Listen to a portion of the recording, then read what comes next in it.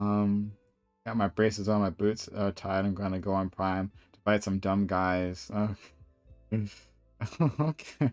Well, let's see what happens. All right, so I'm just gonna read an article. It's a really short article. It's mostly a bunch of stats. But it's just kind of what inspired this topic. So, okay. Almost 4 in 10 Latinos worry they or someone close to them could be deported. Okay, yeah. So the Pew Research survey broke down how concerns vary based on people's immigration status, age, and generation group in the United States.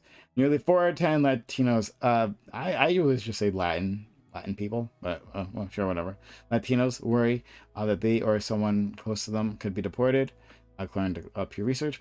A nonpartisan think tank surveyed more than 3,000 self-identified Hispanics between March 15, 28, 15th and 20th last year, and found that 39% of Latin nationwide worry about deportations. Why did it take a full fucking year for them to like release these information? Is all I'm curious about, but whatever. Or maybe their NBC News is just planning this. Whatever. Deportation concerns are more prevalent among immigrant families compared to U.S.-born Latin Americans. The survey found about half of immigrant Latinos, 51%, reported worrying about their own or someone else's deportation, a higher share compared to 28% of U.S.-born Latinos, which is like, I don't know, this is not breaking news information, I think, right? Yeah, if you're a part of an immigrant family, well, then most likely that if you're part of an immigrant generation, most likely that some of the people within that generation are also undocumented, right? There'll be some documented, some undocumented. So yeah, people who are born in the U.S., yeah, there's less. They have less to worry. Not very groundbreaking here. Among immigrant Latinos, deportation concerns vary based on immigration status. Again, obviously, this is not that big of a deal. Nearly 8 in 10 immigrant Latinos who aren't lawful permanent residents, U.S. citizens, worry about themselves or someone close to them being deported. Only 53% who are lawful permanent residents report having the same concerns. So this kind of just goes on like that. Deportations decreased considerably during fiscal year 2020, according to U.S. Immigration and Customs Enforcement. Removals declined from 267,258 in 2019 to 185,884 in 2020, according to the U.S. agency. Current deportation worries vary across age generations. Again, it's all the same. Latinos who face some kind of discrimination in the 12 months before being surveyed were more likely than those who didn't to say they were that they or someone close to them could be deported. 50% versus 27%. Immigrants make up about 1/3 of the U.S. Latin population and about half of all Latin adults. Okay, so it was just a bunch of stats. But I wanted to more focus on this right here, the deportations, obviously themselves, right? Yeah, this is ISIS. This is ICE, Immigration Customs Enforcement website right here. How much of this can you see? Yeah, you can see more or less the whole thing. But ICE's fiscal year 2020 achievements. Look at this. This is them like advertising themselves. And this is terrifying. Look at this. This is like super terrifying. And COVID-19, as you could figure, in 2020, COVID-19 impacted deportations. But yeah, this is, I don't know. Okay, so what I want to talk about, what I wanted to talk about was this. Are the Democrats failing at failing the Latin community? Are they failing at fulfilling promises? should they be taking a stronger stance on this, right? And I'm not talking about my whole open borders stance, right? Ignore that, please, like for this conversation, right? I'm just talking about like literally the today, the here and now, right? Okay. So I'm wondering, like, how should that community feel? Should Biden simply halt deportations, just period? Saying, you know what, because this is all part of the executive and I'm the head of the executive, I'm just not going to follow through. It's not going to do it. Not take that action, right? Or hire someone, who simply won't enforce deportation law, right? Like beyond like criminals, right? Like people who are like convicted criminals. That'd be maybe one thing, right? Because that's just too politically toxic not to do that, right? But beyond people who are convicted criminals, should the Democrats just say we're not going to do it anymore? I mean, President Obama promised action on deportations, right? On immigration in general, and he failed to do that. He didn't. He just put that on the back burner. Instead, he got the ACA passed, which is milquetoast, but whatever, right? Still, he got something passed. But that was his one and done. He lost the Congress soon afterwards, and then he really could do nothing else. And beyond that, he increased enforcement, right? Deportation enforcement. He increased it. President Biden has been increasing deportation. So now I focused on the Latin community just then, but on other communities, right? So like the people from the Caribbean have been deported. Like he's been like when he didn't have to, right? He could have just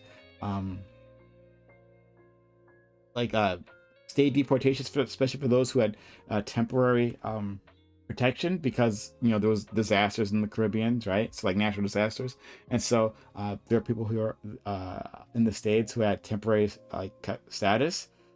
He could have just left those people there. He didn't. He sent them back, right?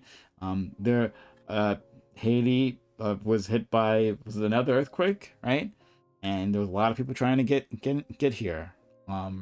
He sent them right back to a country that was devastated. Didn't have to do that. Didn't have to. So should they be doing more, or is this good enough? Right? Is there no choice? This has to be the way it is. So yeah, that's what I want to talk about. So exclamation point open in chat lets you know this is open walk-on panel. All members like you, yes, you may participate. Join Discord server and go into the rowboat waiting room so you can let in Discord link for your convenience. We'd love to have you. Yeah, jump on in if you want to have a discussion about this. I'm for less enforcement. I'm guessing you could figure that out. My man Wick is here. Back at it. All right. I'll talk to Wick.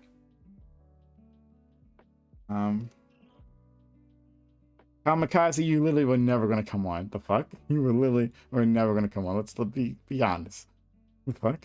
Oh yeah, it's a boring topic, guys. I'm not gonna show up. Yeah. All right, whatever, buddy. You were literally never gonna come on. Not a big deal. Okay. All right. Let's have one for Wick. All right. Hey. I'm not goading you. I'm just telling you the truth. You weren't never going to come on. All right. Whatever. Oh, hey, Mad Latin. And, and Wick. All right, great. All right. I don't understand why you have to show up, Wick. What's up with this? Every single show I've been on, you keep showing up. This is like, all day. All day. I've been going to different streams. And Mad Latin shows up hey, what's going on? Wick has been showing up to every stream I've been invested in. For the last 3 days, he comes back out of nowhere, and the next thing I know, he's everywhere. Look, I was really excited, and then he has show up to my Valentine's Day panel, talking all this nonsense about what was the thing? It was Didn't you invite sorry, me? it was gonna be. I did. Look, I'm here to talk about Prime's topic. I'm here to talk about Prime's topic here. I was going to I'm going to stick. And I had the 10 other things we had to argue about, apparently.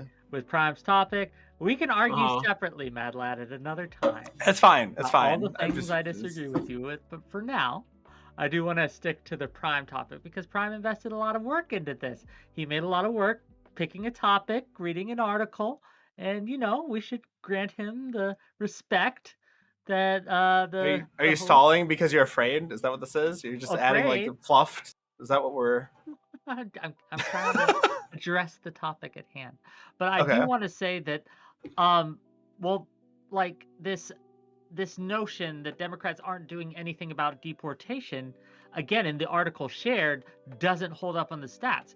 They've gone down. They're being reduced. That's a good thing, is it not? Sorry, you mean in terms of deportation in 2020? Yeah, from 2019 to 2020, it did That was reduce, because correct? of COVID. Certainly. But do you have anything to suggest it's going to return and go back up in 2021 or 2022? Well, I if there's g- no more COVID. Oh yeah, because COVID's done and all over. No, I mean, no, finally, like people don't care about it anymore.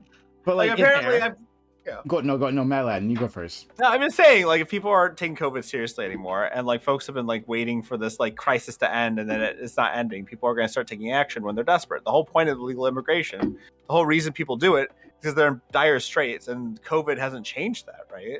COVID's made things more exacerbated. Folks are just like afraid to die, like on the road a little closer to home. They're still gonna start migrating. They're still So gonna head over to a place where, yeah, go ahead. yeah, I mean, look, I just want answering Wick's question, right? Like, here's the first paragraph from ICE's own website. During fiscal year 2020, U.S. Immigration Customs Enforcement and removal operations faced an unprecedented challenge in the form of the COVID-19 pandemic. Like nearly every agency in the United States government, ICE experienced impacts to its workforce and daily operations as a result, and made significant changes to ensure the safety of both detainees and the personnel in line with CDC guidance. Right? They were making it clear. It was just because. And here there's a factoid. 74 facilities were testing all new emissions in fiscal year 2020. Like, it's like been slowing down their operations. Like, people, just like in the prisons, right? Remember, this happened, I think, in 2020. But there was, I believe it was a New York prison where the prisoners were like setting fires and like tossing like stuff out the windows. They were trying to get help, right? They were doing that to try to get help, get attention, because the staff was so short that there was like no one around, and that literally the prisoners were answering phones, right? They were running the floor. There were just no guards there.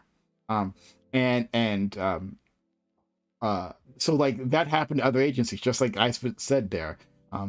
They got impacted. A lot of their people disappeared or had to stay home or got sick. Maybe some died, right? So that's the only reason. If there's no change in policy, and it doesn't seem to be a change in policy, then why would I expect it not to go back up as we're adjusting to this new COVID world? Okay, I can get down with that. That seems reasonable, and yeah, no, I understand. I'm in a more wait and see mode, perhaps, maybe a little less cynical than you are on this thing. Because enforcement is the issue. You can have policy in place, but not enforce it. I do not think, to address the point more high level, more conceptually than in specifics, I think that deportation as you said, in criminal behavior, there's a place for that, I feel. Like, if you come over and you engage in criminal behavior, that deportation should be on the table, depending on the crime, depending on the severity, et cetera, et cetera. But while I cannot think of any additional reason I would be for deportation, I am not going to rule out the fact that there might be ones that I'm just not connecting with right now. I would agree that it is a good thing to reduce the number of deportations. I think that we need to reduce how we are enforcing this and the severity of enforcement because it is creating issues in these communities. That said, eliminating it entirely, I don't know. There's still a place for it. There's still a reason to have it there. Can we talk about how scary ICE is, though? Like generally speaking. Oh yeah, like, they're the methodology is like terrible. terrifying, right? Like Yeah, within yeah. 100 miles of like the border, and they can just detain you just to Indeed. No, there's. And also, I'm not not arguing. To be clear, I'm not arguing Okay. that they're a good organization. That they. I mean, it just seems very peculiar. It just seems very peculiar that we just had this debate, like not to reference any other debate, but we just had a discussion on whether the Canadian truckers should have their the thing that's happening like stopped, through force, right? And now we're talking about how there's this need for deportation that's sort of tyrannical in nature. And like we're talking about people who aren't even protesting; they're just trying to exist in this country, right? I'm for reducing deportations. That is my position. I want to reduce deportations. I want to reduce the amount of force used in these situations. The tactics are terrible. I think a lot of the policies that ICE is able to enforce now should not be there. But again, that's a lot different than saying I'm for an end to deportation entirely. Okay, so you'd be fine abolishing ICE, right? I don't know about abolishment rather than reform. ICE is the thing that's the problem, right? But we do need some enforcement mechanism at the border. Do you not disagree? I mean, open borders entirely is just something we can't do right now. Well, I mean, I guess like when we're talking about enforcement, like defining what enforcement is kind of. There has to be a mechanism in place that I guess if someone that we do not want to cross the border comes, we are able to stop them, like a drug runner or a sex trafficker or someone like that. Okay. Yes. So you need something in place. I feel like I need to double check something. Okay, go for it. Don't mind me. I'm just gonna double check. But again, go on, Prime. Sorry. I was just gonna say that. I mean, I guess I agree with you. That, there should be something in place. So while I think we all can agree here, and I don't want to assume. I thought it's a very young agency. There was a different thing that monitored the borders prior to 2000. Customs and border protection. Yeah, it's almost border like patrol. Well, there's border patrol, and then there's customs and border protection, and then ICE was created afterward, like in the Bush administration, right? Yeah, it was created in the Bush administration. So it's just it was formed under the Homeland Security Act. So they basically merged a bunch of different agencies together. So the U.S. Customs Service, the Immigration and Naturalization Service, the Border Patrol, the Federal Protective Services. So they basically took everything that was like involving immigration, put it together. But then we have this unfortunate situation where we're like taking immigration and naturalization and putting the same industry, like the same umbrella as enforcement, which is kind of terrifying, right? Like, and like maybe like okay, don't abolish ICE, but like get rid of all that tyrannical shit, right? Like, how can you do that? Yeah, sure. If you have a start from scratch is what I think. How do we do that? I mean, there's policies you can put in place. You can put different leadership in charge. Changing the system itself that ICE operates under can hopefully do this. Now, this is something like if you're asking me to solve this problem right fucking here, right fucking now, no, this has to be means tested. We have to try different things, see if they work, and then adjust. Well, why don't we just go back to what we had before 2003? Well, what we had before 2003 was ICE, but just separate groups. Yeah, and then that way, we could like purge or remove the groups that were like problematic and stuff. I mean, also not to get into like some conspiratorial stuff. Like I don't have any like evidence or anything to prove this, but it just seemed very striking that during the BLM protests and riots that happened in 2020, that there were these unmarked federal agents that were using ICE tactics to like go after protesters. It just seemed very peculiar that they were being used against like Americans. Not that there's any real evidence for it, but it just seemed like ICE was being used. If that was happening, that was terrible, and it should be punished. If we find the right. So should we have an agency like that can do this to American citizens? Is the point, right? Like we shouldn't. I mean, they can detain people for 48 hours. When you say do this, you mean to enforce the law? But they're not just enforcing the law; they're literally able to take people who aren't even like illegal immigrants, Oh, and are you without any talking proof. about the ability for the police to detain someone in custody for a No, certain this is amount of not time? police. It's ICE being able to just detain anyone without any of the regular checks that we insist upon, right? Okay, but the police can kind of do that too. No, because The the police can police. detain you for a certain amount No, of time. I'm but not yeah, sure but the you get like exact a phone amount of time. call and like some Sure, legalese and some other stuff, right? sure. Like ICE hmm doesn't do that. They just Okay, well, assume I you're an should. illegal. Well, I should. Yeah, I 100% should do that. but they don't. Okay. So Well, should we if that's allow this bad, agency to exist? Is the point? okay. Just because they do something like that we don't like doesn't mean we burn it all down. So I want you to burn this line in your mind. So when we talk about the Canadian trucker thing, you can say that. I'm going to say that exact verbiage to you when we're talking about this. Okay? That's not fine. If we want to talk about the Canadian trucker thing, we definitely can. But I don't know if Prime wants this. But if you Not want to right go down now. that I road, mean I'll later. do it I'm right just here. saying. Okay. No, I'm just saying. I want you to remember that. Like, have it stored I'm in your just mind. saying. Okay. Because we're so saying just to because they be only do a clear- little bad thing doesn't mean we shouldn't. Okay, go ahead. ICE shouldn't exist. Yeah, something has to. agreed. Okay. Fair enough. So I Then wanted what? to like you're saying like it was the same but all under different umbrellas, right? Like I'm sorry, different agencies scattered, right? Yes. But that The Homeland matters, Security right? Act of 2003. Yeah, it does. But It does. that It has yeah. no So knock-on like for effects. instance, when it comes to what Republicans want, especially, is that they want local law enforcement to work with immigration, right? To work with ICE, to use enforcement like immigration enforcement powers, right? So identify someone who might be of interest to ICE and then report them. But see, that's the problem. That's a huge problem. Now it's all law enforcement, right?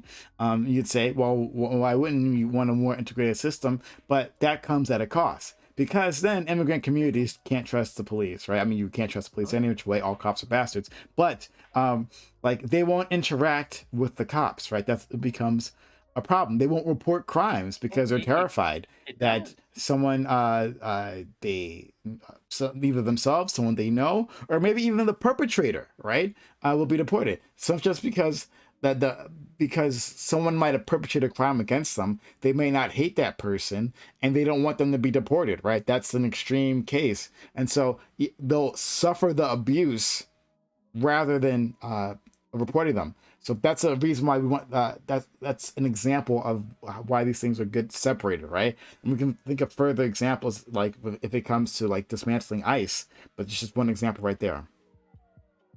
Okay. Talking about like how government like power and so I feel like we're in like another streamer's chat like literally 30 minutes ago, maybe an hour ago. You're talking about how like the levers of power are these things that you have to like keep sacrosanct because like if too many people have like power, and they'll you just can like kind of see, pull the lever. and you can see the Mhm, fact mhm. that we are having so many issues with ICE, and you guys are again. I don't want to try to put words in your mouth, but it seems as if you are under the impression that I think ICE is a good thing. I do not. Nah. I just want you at all. to. I just want you to acknowledge that abolishing ICE would be a great way of dealing with this problem. That's all. The problem with that, though, it can't be just abolish ICE, and then you Yeah, have it can. nothing afterwards. Yeah, there it has can. to be something after that. Get rid of We this. had a world okay, before ICE. then what? Well, I mean, yeah, we Incredibly should. new wing.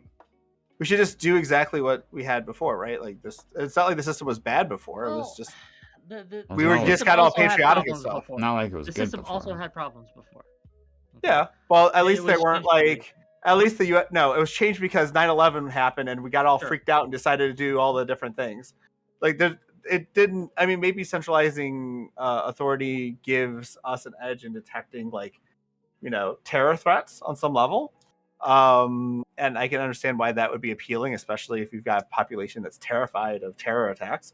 But the centralization of power, this need for security, has like strengthened order and undermined liberty. So, like, if you actually care about liberty, I would think that you would be kind of just like, all right, let's abolish ICE and replace it with what we had before, or something like analogous to it. I don't know. Okay, if that ends up being the best solution, then I'm all for it. But the argument doesn't go that far in most cases. The argument I hear is just abolish this, abolish that, get rid of this, get rid of the Senate, get rid of borders, get rid of all this. And Wait, I'm are you not saying comparing that this? that's Wait, your what is argument. this? Are you strawmanning me right now? I It just was said made I'm in not saying that's what 2003. you We were can get rid of it, arguing. honey. Why are you bringing it up? Because to illustrate the point that we have to have a discussion, and I think here's a good place to do it, on what will come after. Is it just okay, we just go back to the way things were? I don't that doesn't feel satisfying to me, but it might be the correct answer. I mean, ICE does crimes against humanity, let's be real. I mean, They're a tool in enacting those things. Like, it needs to be gotten rid of. okay, like, now. if you can name a group of people who don't do crimes against humanity, then I'll give you a cookie because I can't Yo. think of a single. What? There's a lot of those, actually. What the? What? Here, here's one What right kind of now. argument is that? ACLU. I don't know. All I right? just like You know, the AFL-CIO. ACLU commits crimes I- against humanity. Like, I can list orgs that don't No, mate. Did he mishear me? I think No, he no, was the opposite. I think the idea of the ACLU committing crimes against humanity is hilarious. That's Yeah, all. like, there's a I lot know, of I know orgs you're not saying that. Yeah. Yeah, there's a lot of institutions that don't commit crimes against humanity, Wick. And ICE does do enforcement crimes against humanity. institutions. Enforcement institutions. Sure. Cops, police, security forces, militaries, etc. Border police. I mean, yeah, okay, like, a Okay, lot of them are okay. bastards. We need to get rid of a Yeah, lot of okay. them. That's the And- problem here. That's the problem here. The fact that there is That I don't a wanna live in a system police place that state? you don't like but that's the thing. Because I live in a It's like, police state right if now, you and I cannot don't want to. okay, you don't know what a police state is. Yeah, If no, you I'm- think America is a police Largest state, you prison don't know what a population in police the state world. is. I'm just throwing that out Largest there. prison It's not a population in the good- world. We don't live in a Angola, totally the okay country. the crime. But we do live in a Angola, better the prison country is than a literally lot a of fucking plantation. countries. Yeah, but we still live in It's a not police state. this hyperbole. It undermines your arguments. What because it's country has a not. larger prison population than the United States, and thus is more of a police state? Okay, so to be a police state, that means we monitor a lot of things. It's not just prison population. This one single metric is Okay, not what that's you a pretty define a good police metric, state as. though. It's not. It's one metric out of many others you Okay, would use. we to define do what a do police state like is. unsolicited, watching of our civilians. Like, yeah, we do live in a police state, my Sure. friend. And But no there- knock warrants where people can get shot like in cold blood. Okay, that does happen. But that's During not the That's Trump illegal. administration, there was literal abductions happening on the street. that was what Mad Lad referenced, but again, it's not a police state. The fact that you can be on Twitch and complain means you're not in a police state. I mean, no, because there'd be Yeah, certainly. the fact that he isn't being Oh, rounded up, oh, it means you're not in a real police state. I Let's be mean, real. I'm sorry. Like, police states could be on a spectrum of like, bad to worse, Certainly, right? but this isn't a police state. I just reject that wholeheartedly. That the Well, you don't want it the to United States of be. America is not a police state, just objectively. Oh, I suppose if you're middle class and white, yeah. Oh my god! Oh boy. Sorry, did someone? No one has provided a single bit of evidence besides the prison population being the largest in the world, which I will And the concede to. door kicking down, and like the Again, multiple that people is who not- get like Having no a knock no warrant Did you know- by does not plainclothes mean we're in a policemen. police state. It just Did does you know not that mean we're in a ICE police state. ICE literally stops unions from forming in a lot of workplaces because managers use the fact that they can deport the workers at any time using ICE to stop like union efforts in those workplaces. This is very common practice on large farming operations in the Central Valley. Police state shit. The government is being used to suppress like. Wait, is that people in a not country? police state shit? You have. I want to hear. Nope, I want the word. words from your house. Is that police state shit? It is something a police state would do, but police states do a lot of things. It is something a police state would do, and what But state that is doesn't make doing you a them? police state. Does that make sense? I can give political commentary and not be a political commentator. I can write a paper and not be a writer. again, you're equating these things Dude. that are just not equatable. Dude, You're using these fucking really small man. little What's the tables. definition of a police state? We keep like, come on, like this is so stupid. I can't believe we're doing this. Like no one has laid down what There's they so much what stuff the in affirmative. politics where it's yes, you know it when true. you see it. Okay, We then, should, okay, hold no, on, it's stop. true though. We should define what a police state is. Well, yeah, but so, When so Dr. K, if controlled what you're by doing is, I political know it when police it stop. forces. Wait, so An one second. overreaching surveillance apparatus, an aggressive police force that is, more than willing to use violence on its civilians. And, That's fine. That's fine if you want to use this laws definition, through but I would brutality contend rather that's a than- completely meaningless, useless definition that probably captures like most countries that have a government. Overreaching. Well, overreaching is going to be subjective. I think that we should probably I would probably argue that a police state is probably a whole government, a whole country in which like a like military police has control of that country, or in which there's like a secret police that goes around and is the ones that actually make decisions. Now, like maybe you think that's the way that it is, and maybe we continue and that's the arguments can be made. But I'm pretty sure for all the fucked up things we have in America, we still have a government in which the people that are elected have the power. Police do not just come in and overtake the Senate building in Nebraska and just tell Nebraskans that they have new laws. Maybe you think this happens, but I would say that's pretty fair for a police state. Is a state in which the police actually have the control. Not in which the police have too much control or overstepping control. I would agree they have too much control and overstepping control. But I think that it's just ridiculous for have a conversation about a police state when most of us would agree that like North Korea or like Assad's Syria are probably a lot closer to this than like a country in America. So in which just in the last 2 years we had massively popular anti-police protests. There were police violence, but the actual people supported most of the government, most of the country supported that. So I'm going to agree with you, Kobe. Like it'd be different. We'd be close to a police state. We would be in a police state if the police had the political power, where we didn't have civilian control, right? Because we had that separation, and that the police aren't the ones in office directing these things, right? That there's a distinction between political power and police power, then we're not a police state. Those two things are married, right? And the police, decide in terms when a protest happens like that, the police decide we're going to use all of the powers of the state against you, right? There is no one to appeal to. There is just the police. That would be a police state. Indeed. And this hyperbolic, again, you reduce the horrors. It's when you use these words like police state, you are reducing the horribleness of actual police states. You are trying to equate something that isn't good, but it's not to that level, and you're trying to say these things are exactly the same. And that here's the thing. We don't really need a police state because the political apparatus of our country is sort of wedded and pretty cool with a lot of what the police do. There's an entire party that's just like, yeah, the police can do whatever they want, and that's cool. And then there's another party that's just like...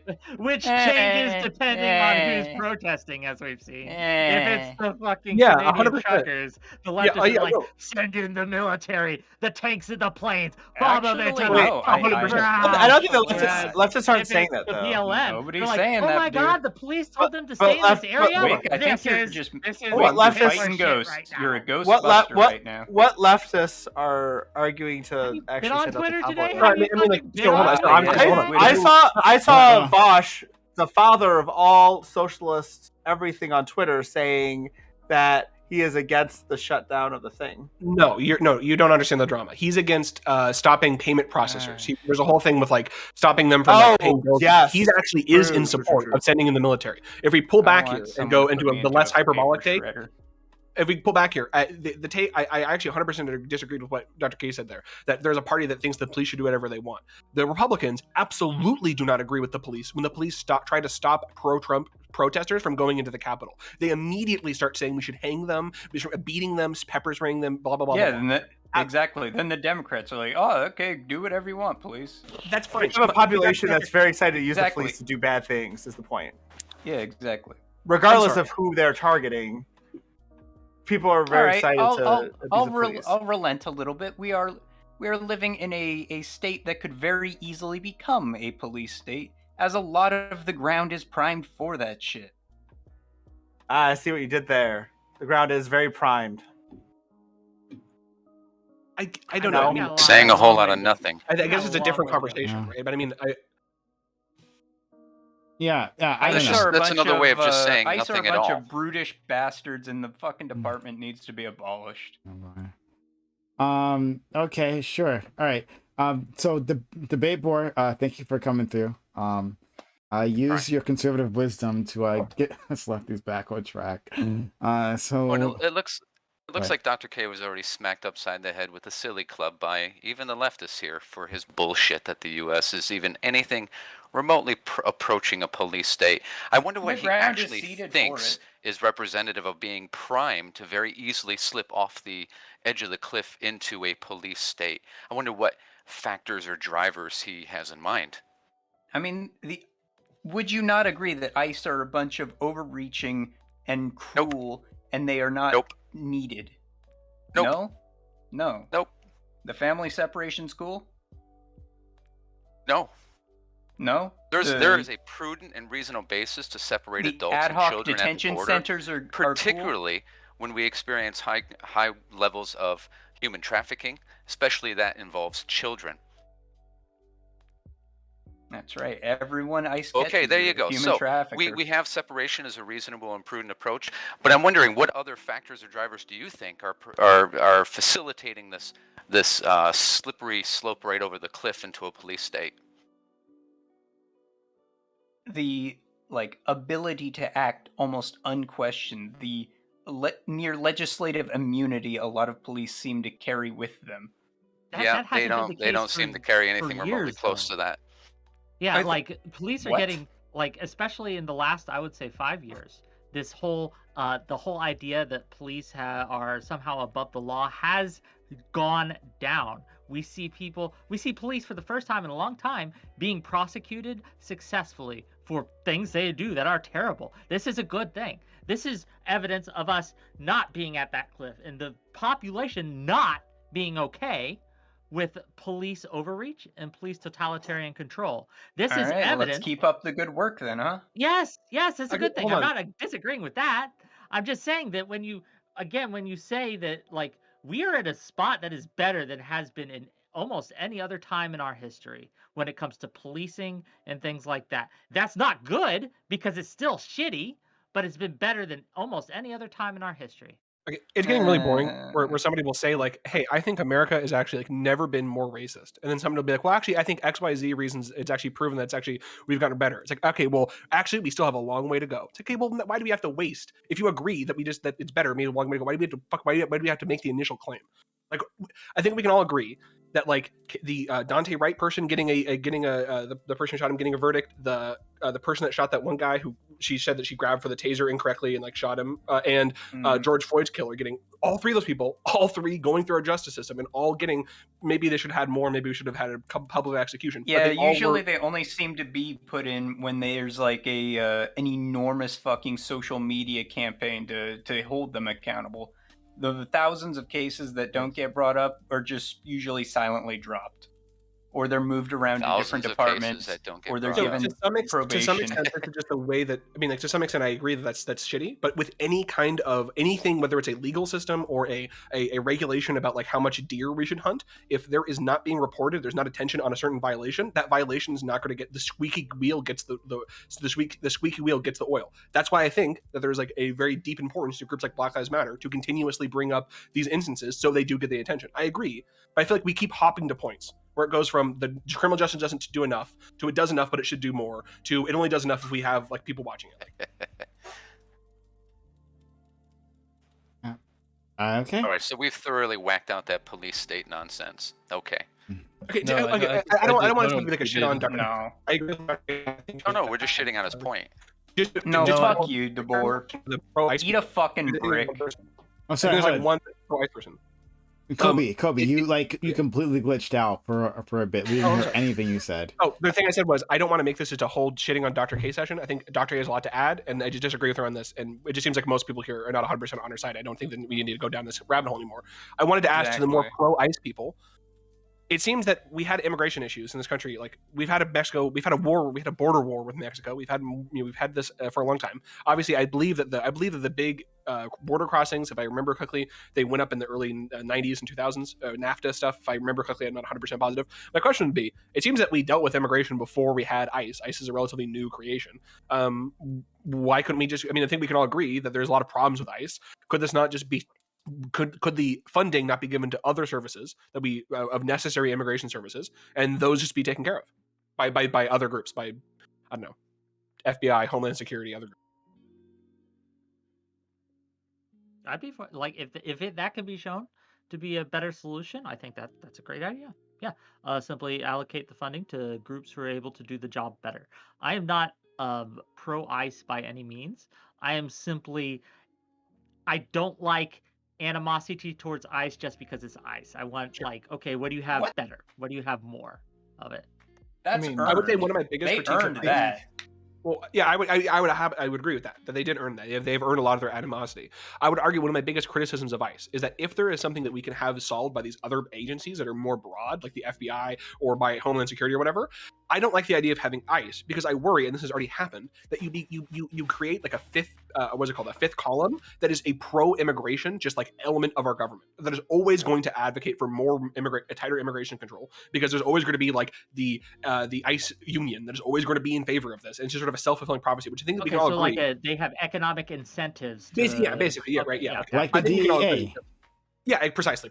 I think we can all agree that like, immigration should not. That's applicable to just about every single federal agency there is. They have a specific interest in their own existence. This is being called but captured like some by, of those are like by awesome. the institution. I would argue that a more, maybe I'm wrong here, but a more broad agency like the FBI, that is a bureaucracy in which we can have multiple different groups, a vice squad, of this squad, of that squad, that are able to deal with these different things under one bureaucracy. That is not the bureaucracy's main goal. Is not we are the immigration people, we're the vanguard of the border. It's a larger, we're the FBI. We are supposed to protect and secure the country. We have a more broader goal. Our more goal is like the welfare of the nation, versus our specific goal as an institution is the guarding of the border. That's where that's where I think the kind of worry is. Okay, so this is what I want to say. I just want to get specifically, because Wick was saying, how are we going to get it done if it's not ICE?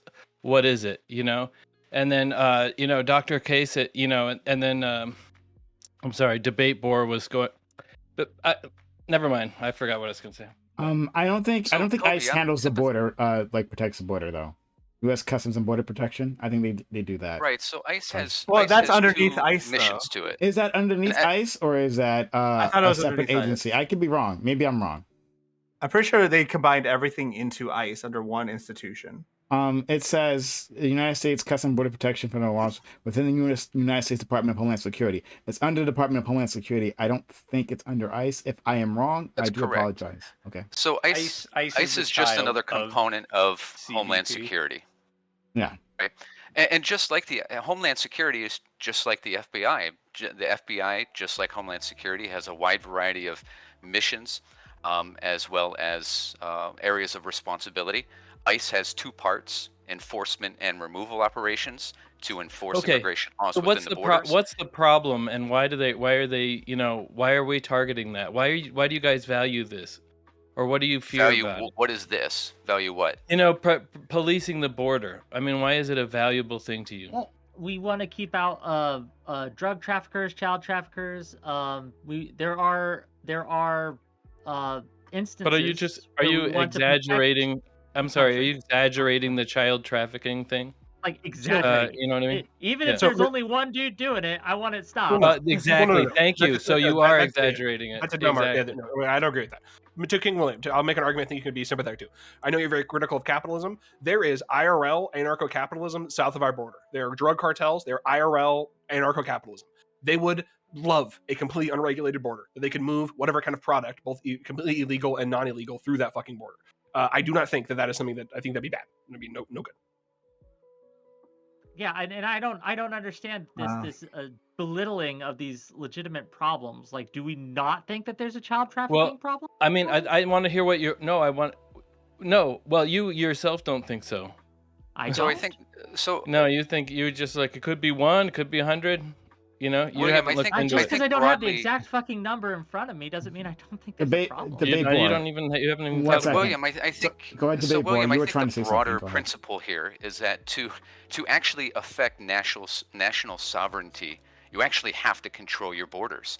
Absent territorial integrity, there is no national sovereignty. Border control is an explicit function of this and an explicit responsibility and priority of the federal government. Now, there are a wide variety of other specific characteristics, such as narcotics trafficking, human trafficking, the opportunity for crime, cross-border crime, so on and so forth. So, do you have a problem with nations maintaining their national sovereignty via, in one way, the protection of their borders?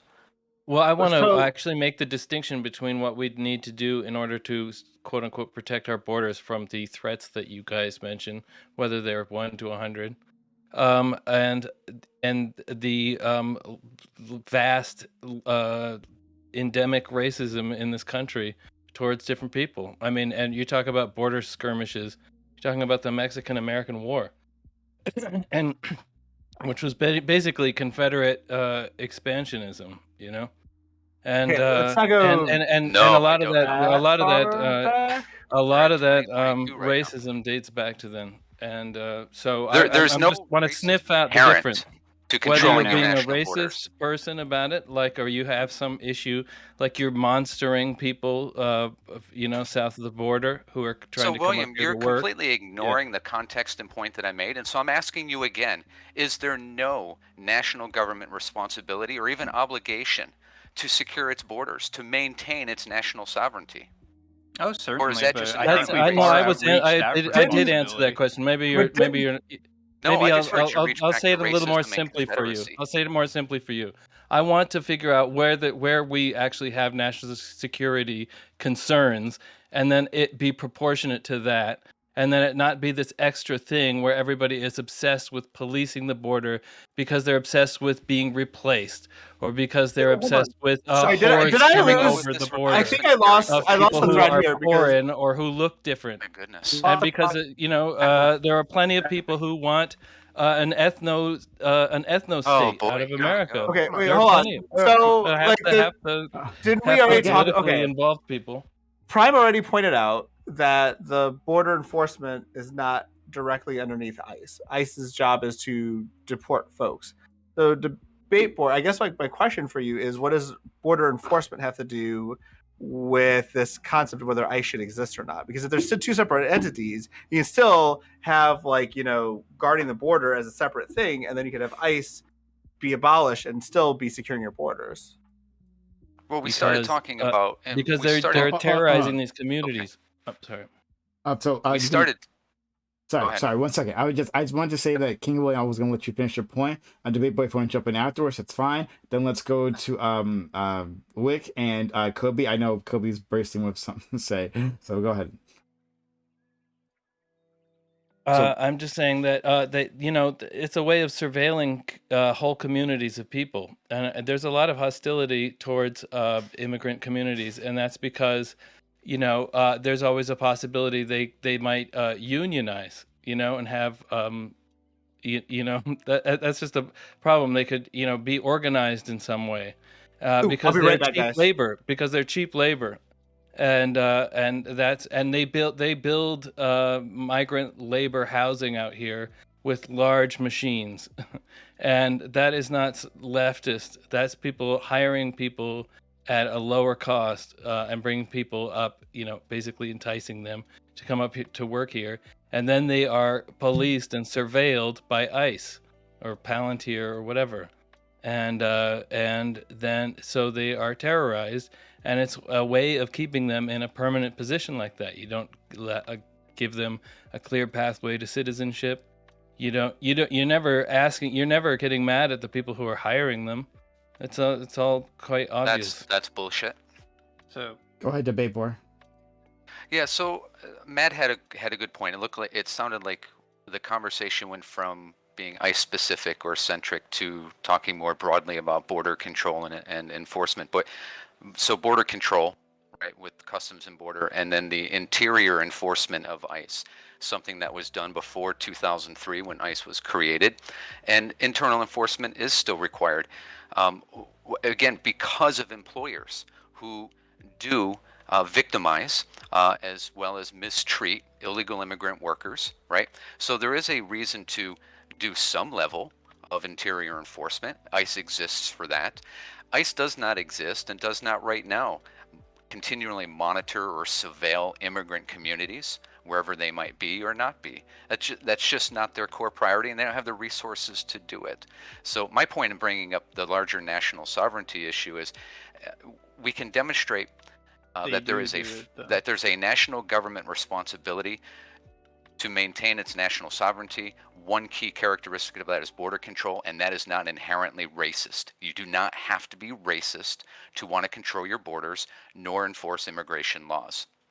Okay, so we're gonna go to Wick, Kobe, the Dr. Well, King. that's the problem. We conflate these things. We conflate racism, which is a huge problem. I agree with you.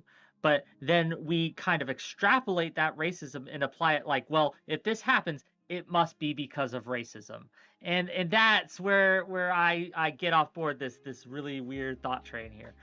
Because there are very valid non-racist reasons to enforce laws within a country. Now, we could disagree. We could talk about how those are enforced. I do not think ICE does a good job, to be very clear with you. I think ICE does a terrible job in a lot of ways. They brutalize communities. I really do believe that.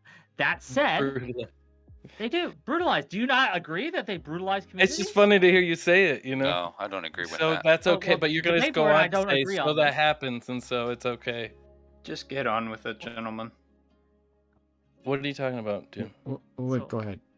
Okay, so again, when we talk about do we need enforcement mechanisms both internally and at the border? Yes, we do. There are issues that come about when you totally open a border. If you do not have these mechanisms in place, there are bad things happen. So we need some level of enforcement. We can argue about Yeah. what level of enforcement and how they're done, but we need something. That is not racist. That is not because we're looking for an ethno state. That's simply just how life works. Okay, go ahead, Kobe, then Dr. K. Okay. Yeah. What's happening is the web thing. People are noticing that on the web of different political beliefs, caring about immigration is, you can draw a web from immigration to caring about making it hard to become a citizen, and you can draw a line between caring about people, immigrants becoming citizens, caring about being replaced, and you can draw that from Nazism. You're on the web. No one here, I think we can all agree, almost everybody here has talked to almost everybody else here. No one here is a white nationalist. No one here is like cares about fucking being replaced. I'm sure most of us would agree we're multiculturalist and cosmopolitan, but enjoy living in places that have diverse communities. That's just ridiculous. There's no point in bringing it up. Even if it is true that some people are motivated by racism, or even I would agree that a lot of people in the GOP are probably motivated by racism. We care about immigration so much. They don't really care about, I'm sure they don't care about Filipino immigrants as much as they care about Mexican immigrants because of racist bias, right? But no one here is making that argument, so we shouldn't do that, right? Okay. I don't know. Honestly, that's all I really want to say. I found that fucking annoying. I feel like we're gonna keep this is gonna keep happening. Where like somebody's gonna say somebody's gonna make a ridiculous claim about how this X or Y is racist, or X or Y is I can move it. racism because and it's not gonna be because of anything anybody on the panel said. It's because of this context that floats around what people say. Mhm. I feel like that's what this entire conversation is. Well, here I can move it forward. I've been trying to do a little bit of reading on how ICE was, or how immigration and stuff was done before ICE. But I think that trying to get into this conversation about whether or not a nation has a right to enforce borders or stuff is getting out of the weeds. The question would be how should we deal with people that are illegally in the country? That's the specific question about ICE. Is there people in the Yeah, country? but I just want to say, are I illegal. never said that they should not enforce borders. I just said, Exactly. I I asked what was agree. your interest in it. I asked what was your interest in it, and when you guys responded, what my response to that, what you said, was that there should be, I want to make sure there's a distinction between what is necessary in terms of ordinary national security concerns about borders and what is hype. I think there's a lot of hype, and that creates this kind of, build the wall thing. I don't think that should come as any surprise to anybody. But Oh, a lot of that I- hype comes from kind of a nativism, we're talking about people. Dude, I'm sorry. No, there is Somebody a was war. in chat There is talking a about war. Hold on, replating there is a native war. born citizens, Bro, there is a replacing war. their labor. Chad There is is a bait. war that has been going on for my entire life, since before I was born, that is South America, that is below us. It is a drug war. It is a fucking conflict, like an anarcho-capitalist conflict in which fucking drug companies that have more money than many mega corporations in America and many small companies fight for land and control territory and win against the Mexican government and other governments of South America. It is completely fucking reasonable to be worried about what kind of crime is to come from South America. We are one of the richest countries on earth, bordered But below we us can't by some of the distinguish poorest between countries. those people. That's what I'm saying. If that's an actual legitimate concern, we can't distinguish between those people and refugees. I would agree that in the cases of the refugees you're thinking about, I would absolutely agree. The migrant caravans, or whatever, even they're not migrant caravans, but I agree in those instances. I think that the larger conversation of what you're asking though is why do you care about border enforcement? That's a very If you agree, Kobe, then you accept the racism of it. I already accepted this, and everybody would accept that there are people in this country that care about immigration, or even care about immigration specifically from Mexico because of racism. I think you should speak for yourself, because Wick was saying that something different. What was I saying? I'm confused. Wick, I'm sure that you are aware of the existence of Nick Fuentes. Oh yeah, So there are racists, but yeah. The implication in this, I'll say it again to be clear, because some people didn't understand it. That maybe that's my fault. Maybe I'm miscommunicating. That's fine. I do that sometimes. But the implication that the only reason that one would care about these issues is because of racism, I entirely reject that notion. That Go, is Dr. what K. I'm saying. Go, Dr. K. Yeah, you can go, I'm Dr. K. waiting for Prime to be cool with it. Yeah, go ahead. All right, yeah. One of my big tent poles on this, right, is this idea that simply crossing the border is a crime, though, right? Is if you have these people who are doing human trafficking and they are bringing drugs into the country, right? Then yes, they've already, sort of committed a crime on those grounds. But someone simply crossing a border should not land them in a prison system and what ICE has as operating as prison centers, their detention centers, right? This is because treating that alone as a crime is what gets you the stuff where you see children being ripped out of their parents' hands so that their parents can be detained and their children separated from them. If someone is found to have crossed the border, right, and is in this country undocumented, we do not, in fact, need to throw them in prison. If they commit an actual crime, we can talk about it, right? But the majority of these people who come over here, and they cross the border without, saying nothing, they ain't here to do crimes. Most of them are here to be like, either find work and send remittance back to the home country. That's the majority of these people here. And so this is why I specifically call for getting rid of ICE, is because they are used as police to arrest people, oftentimes for the simple crime of simply crossing the border. That is not a crime. And I would agree, Dr. K. That shouldn't be a crime. But boy, it would be Exactly, all well then and good abolish if we could magically identify amongst the tens of millions of people who have illegally crossed the border who is going to commit crimes and who is not. Further, the detention centers that are set up at the border, right? They have a specific function and purpose. And so I'd like to know if you think that when somebody has illegally crossed the border and they are detained, say within 30 miles of the border, if I'm agreeing, then don't call them illegal. It's a misdemeanor. I think, if it was, from my understanding, they are illegal. They are illegally entering the country. But if they are detained within a few miles of the border, I'm sorry.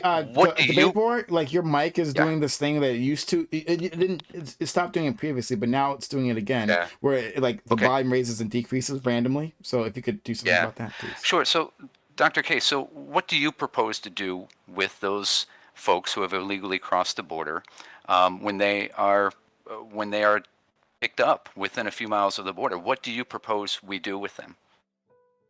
Say, hey, welcome to America, and help them get set up here. Yeah, and what are we actually doing, though? So if they haven't committed any crime, then let them in.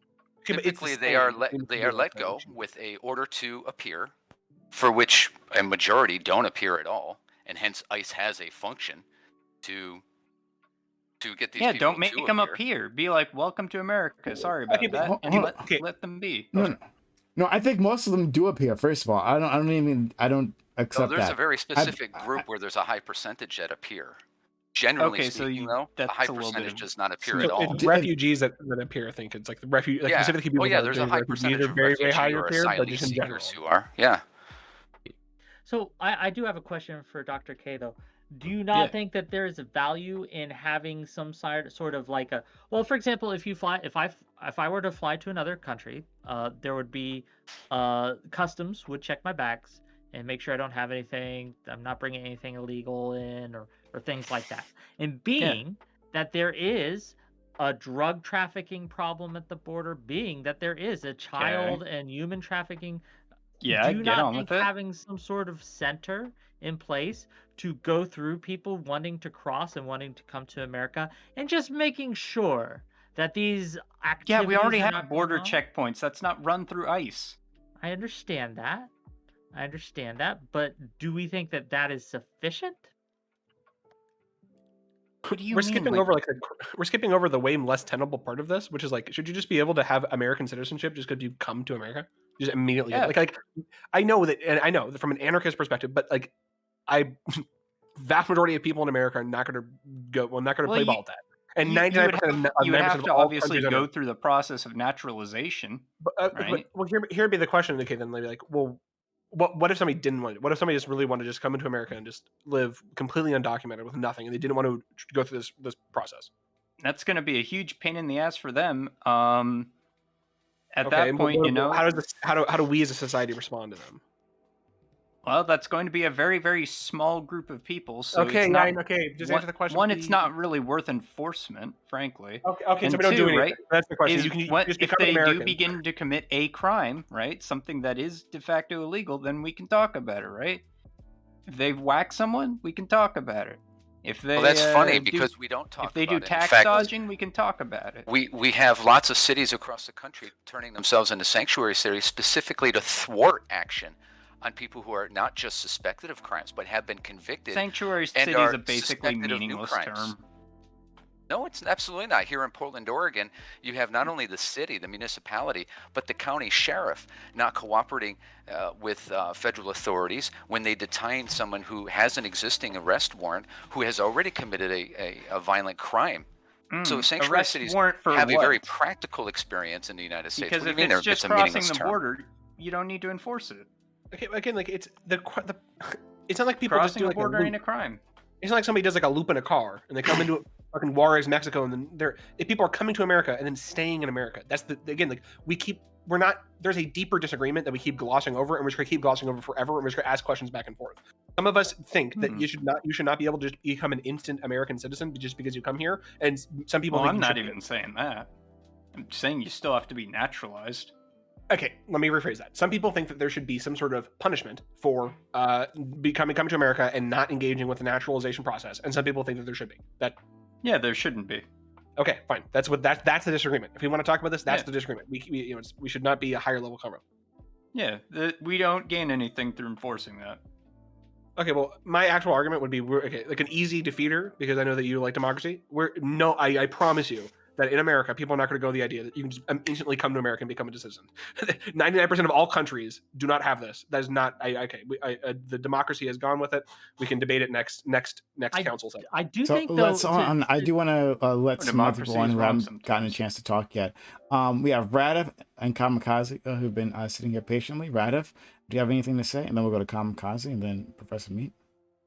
Well, I'm kind of waiting for the debate to switch to why are we letting droves of immigrants in the first place and letting them assimilate into American workforce? I mean, immigration is just proven to be bad for low wage growth. It just has. You send me that data? True. I've been looking desperately for your data. Can you please tell me that? I mean, I can't find it. You guys are debating ICE right now, which is it's still on the subject, so I'm waiting for it to switch. But all right, can I switch it to? I'm going to switch it, but I don't want to switch into that because I'm going to wait till you can verify those claims, because I have looked for anything credible to actually show that reliably, and that I just could not find it. Why do you think we're in a labor shortage right now? So hold on, before we get there, before we get there, PrimeCayes, I want to hear from you.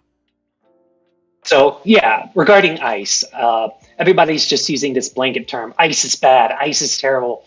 So you do realize it's a bureaucracy as well, like the FBI. There is Homeland Security investigations as well, and they're responsible for actually all the crimes. I guess you would classify them as terrorism, cyber crimes. They actually do good work. So, are we saying get rid of all of ICE, or are we making this distinction that the organization you're talking about is what, ERO, Enforcement and Removal Operations?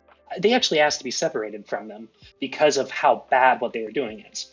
So it just feels like we're painting a broad swath here, because there are a lot of child trafficking, drug smuggling, even cyber crimes, homicides. All of these are taken care of by ICE. So what he's trying to say is that ERO, Enforcement Removal something, they are a subdivision of ICE. Enforcement and Removal Operations, excuse me, yes. They're like the subdivision that handles exactly what it sounds like they handle. And that's like the part that everyone like actually hates. But I'm not sure if it's a useful subdivision. Like I guess we could split that in half, sure, but like it doesn't at all solve the problem, I don't think.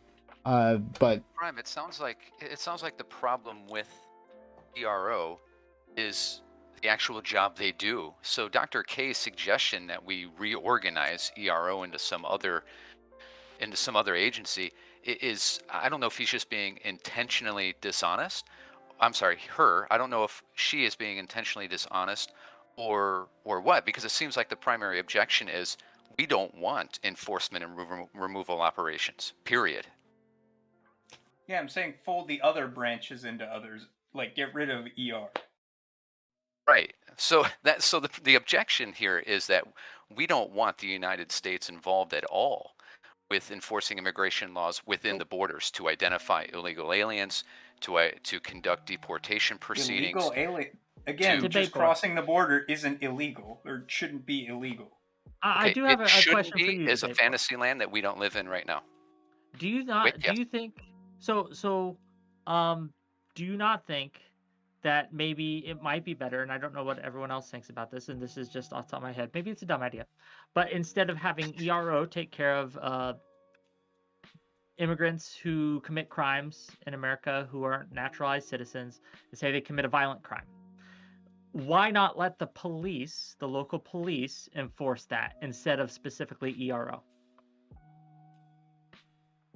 Well, first you'd have to consider that ERO is engaged with, I think the last number I saw was something like 35 to 40% of illegal immigrants in the United States, right? Conducting investigations.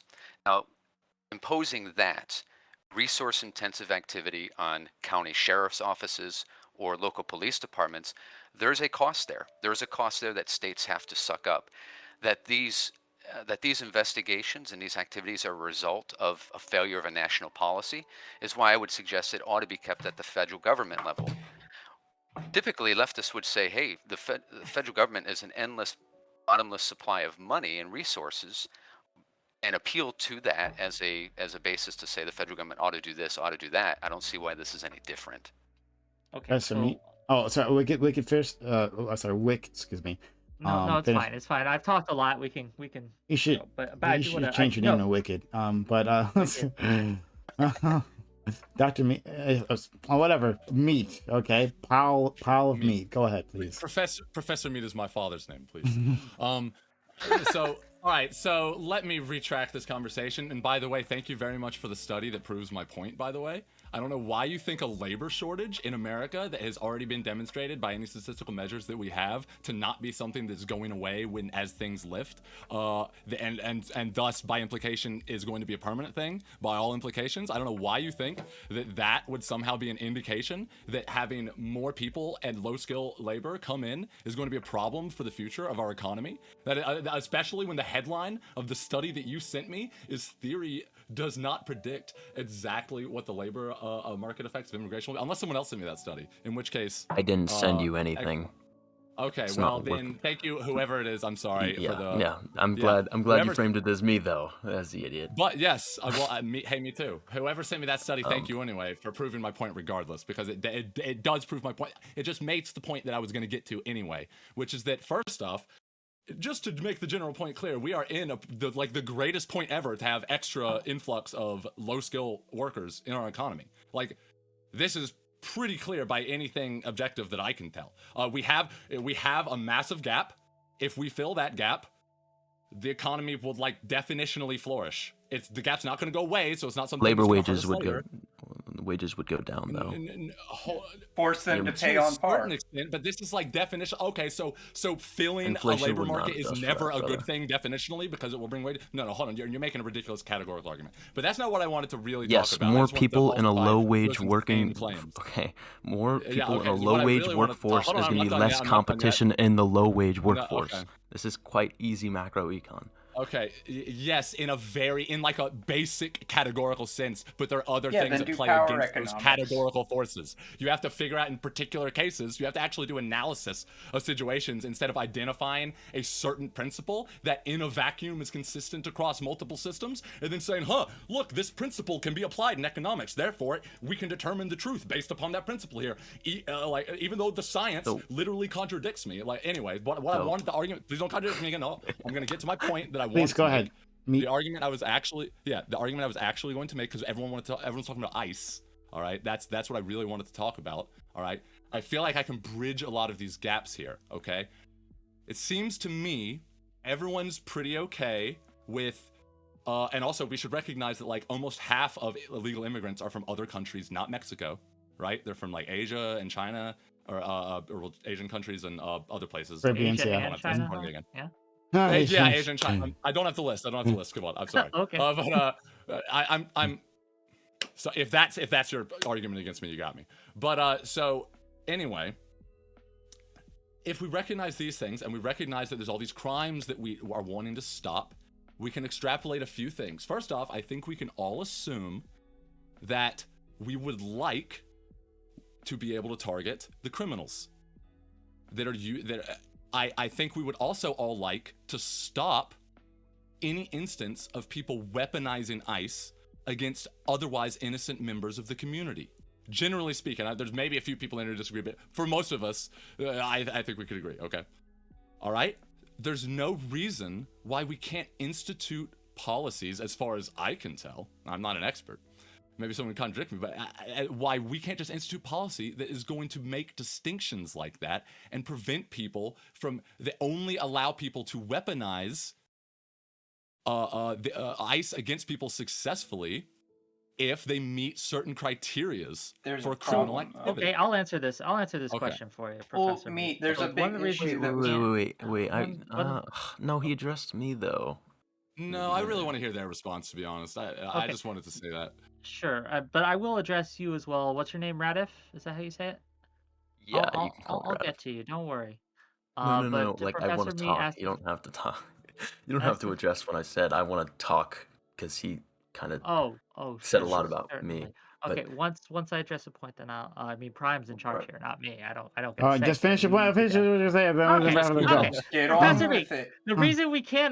The reason we cannot make these policies, or the reason why it's incredibly difficult, I won't say we can't, the reason it's incredibly difficult to make these common sense policies, because you have people on both sides, this isn't a right or a left thing, you have people on both sides making really extreme arguments like we need to abolish ICE entirely. And so it makes it very, very hard to meet any kind of middle ground, because anything less than the radical extreme position is they consider it defeat. So it's become very, very hard. And this is seen on all topics across the political spectrum, which is making very, very hard to engage with people who will not take your puritanical beliefs as a one-for-one basis. It becomes a very ideological zealotry. It's religious in nature, honestly, when you get down to it. But, yeah, hell yeah. My brilliant centrism wins again. Well, there's one issue, right? Centrism is base. Well, there's one issue, right? Is that you don't want it to be, you only want it to be weaponized against criminals, right? But the way our legal code works right now is simply immigrating, without like going through the process is an illegal act, meaning that anyone who is here, without proper documentation is considered someone who immigrated illegally. right? But I would And make so that you can distinction. weaponize. So you can, and a lot of these people, like, are completely innocent, and so you can broadly weaponize ICE against them, and people do that. That's my issue. This language of weaponizing ICE, though, is entirely... It is. It's used to destroy union shit on a regular basis. That is weaponization. We have ICE conducting investigations and enforcement actions, not just against individuals who have illegally entered the United States or illegally remained here, but also against employers and businesses. At least when the president lets them off their proverbial chain, if you will, and lets them go after internal enforcement activities. So I'm not buying this. Oh, we're weaponizing it to target these poor brown people who happen to cross our border accidentally, I guess, and stay here for 15 years. It's meaningless rhetorical nonsense. Against the people who stay here. Oh man, debate boy, you almost tripped up there. No, there's no tripping up there. I'm just adopting the language that these rhetorical folks are using, man. Come on. All right. It shouldn't be used against people who just come here and commit no other acts. People who commit crime either. Oops. Do you think crossing that a border isn't a crime? It should be a crime, no matter what. It is a crime. Shouldn't as a matter of what's your big deal? Why are you being so? Do you think that happens dark or about not? it? You're making this insane. Reddit, what's your big deal? Why are you so? I'm sorry, Professor Meat. I'm trying to hear you, buddy. Your mic is really low, and I can't hear you, pal. Okay, I'm sorry. Oh, no, don't apologize. I couldn't hear you. No, it was genuinely. It was actually turned down some, and I didn't realize. So maybe that's a little louder. So I'm sorry. I was going crazy. It seems like you're making the suggestion that people aren't weaponizing ICE. That's just not something that's happening. Do you the weaponizing hold that? is only happening in a rhetorical space, not in a practical boots on the street or. All right, so just to be clear, because I just want to make really sure I'm understanding you before I try to crucify you for something. I want to make absolutely sure. Yeah, all right. Are you saying it should? Because I'm trying to phrase it in a way that you should absolutely categorically be able to say yes or no very clearly, so I know I understand you. Are you saying yes or no that there is or that there are or are not a non-irrelevant number of people that weaponize ICE against immigrant communities who are doing nothing else wrong other than being here illegally? Well, I have to wonder, what do you mean by weaponize then? All right. Sorry. No, really. Because what I'm hearing let me get the word out of statement. What I'm asking is that there are individuals who have the authority. He's trying to help you, debate. It's an easy question. Who have the authority to direct. It's a really easy question. Hold on. Debate boy's trying to work it out. So debate boy, please continue. Okay. Yeah. So I mean, when I hear this rhetoric about weaponize, what it sounds like Meat is trying to say is that there are people in positions of power. I don't know if this is management in ICE or executive officials in the executive branch, or maybe members of Congress who are ordering, who are directing, who are giving assignments to employees of ICE to, I guess, go harass immigrants. Oh, no. So let me be very clear. Let's be very clear. Yeah. Yeah. Okay. You know what? Yeah, I'm glad to let you explain. Okay. When I say people, I'm not saying that ICE, I'm not saying that, I'm not suggesting anything like that. I'm very specific when I say people weaponizing ICE. There's an implication there that they're manipulating ICE to some degree. Because maybe I'm just totally off base, but as far as I'm aware, it is possible that you could, theoretically, if I was, let's say theoretically, let's imagine a world where racists exist, and imagine that I was a racist person and I knew about a Mexican family from Mexico or something, and I was like, I hate Mexicans, and I knew about this immigrant family and I had reason to believe they were there legally, and I called up ICE and was like, hey guys, come round these people up. Could you think it's possible that could happen in our country, and that could lead to these people facing consequences? I mean, I know it's a thing. I'm just trying to make him. I'm just trying to get that clear out, because that's what I'm saying. That's all I'm saying. What I want to acknowledge here is a transition you made from there are people weaponizing to now I'm supposed to imagine that this could be a possibility. All right, because you're saying that it isn't happening. That's literally what you're saying. And if it's not, then go ahead and make that clear. Say that for the public. I don't think ICE is being manipulated to do anything. I think ICE is actually engaging on its authorized mission. Then you're wrong. And everyone that has common sense that lives in the real world knows that you're wrong. That's absolutely that's insane. A specific there was chat. at Come my on, chat. Just give, do the work for me. Come on. I'll do it. I'll do it. At my university, right? Are you kidding me? Do you Has remember? any black man ever been shot by a policeman? No. Like, at my university, there was a gentleman, right, who was in the country illegally, but he had done nothing else wrong, right? And there was essentially another student in that class who, during a presentation, this gentleman mentioned that, right? And he was very brave for coming forward about that, right? And there was this dipshit in class who was like, "Oh, you committed a crime. You came here illegal." And he called ICE on him and got him arrested. Like, this happened in my university. I've seen it happen. Okay, what you just described was ICE actually performing their mission. That's why they exist. That's wrong. He did nothing wrong. You think we it don't like should the be question. wrong? You've moved That so is far not past ICE being all the arguments that we're manipulated. making. What, do you think you just guys because are- an authority says something is good, you say it's like, yeah, that's cool with me? No, like, this is morally wrong. He did nothing. I thought violent. your argument, It just- Professor Meek, I thought your argument was that that they did it to people who were here legally. I thought that was the Legally? Yeah, I thought. No, that I'm you saying said that it was illegally. being Like weaponized. they were weaponizing it against illegal immigrants So- who were otherwise doing nothing so wrong. maybe I Because- misheard. Maybe I Yeah, misheard. that because was what I was saying. heard. What I heard. Because I think you we'd like say- to stop that, right? Yeah, no, I get that. But what I heard you say was that people were taking and saying, there's Mexicans who live down the street, and because I'm racist and I don't want them to live there, I call up ICE and have ICE go in and harass them even though they're here legally. That's what I thought. Well, that might happen too. I'm sure that happens too. I mean, I'm certain that has that. I mean, Yeah, listen, they're of course doing that their happens to job. some It's a degree, bad job, Boar. Okay, thank you shouldn't for be acknowledging that. No. Thank you for acknowledging You that. should because not what that does be is hold on. completely deporting people undermine who've Nate's done nothing proposition wrong. That ICE is being manipulated, just like we call the police when we All witness right, a sure, crime it's in functioning progress. exactly how it's supposed Somebody to, and its reported function an is incident bad. to ICE, and ICE did its job. You're That's doing not the thing. being manipulated. All right, cool. They're not being doing the thing manipulated. where- They're still Professor doing a Mead, cruel, you've got evil this whole act. caricature in your mind, and it doesn't make any You're sense doing to the you. thing where people are telling you all these reasons why. No, what I you're haven't s- heard any why- reasons. I heard you No, ask. everyone is giving all of these examples. Debate. Of Do you the, morally agree with this? Agree with this what? That doesn't even matter. With- He's just literally Yeah, out of just the because- everyone's just telling because him. you He's telling him, hey, immigrated can you to- prove to me that? Can you give me an example of how this is the case? And we're like, here are all the examples that's happening in the world. And he's like, oh No. yeah, well, but it isn't Heard a happening. And it's like, Dr. K example where ICE actually did its job, but you want to pretend that it Which was falsifies your weaponized and argument. Manipulated.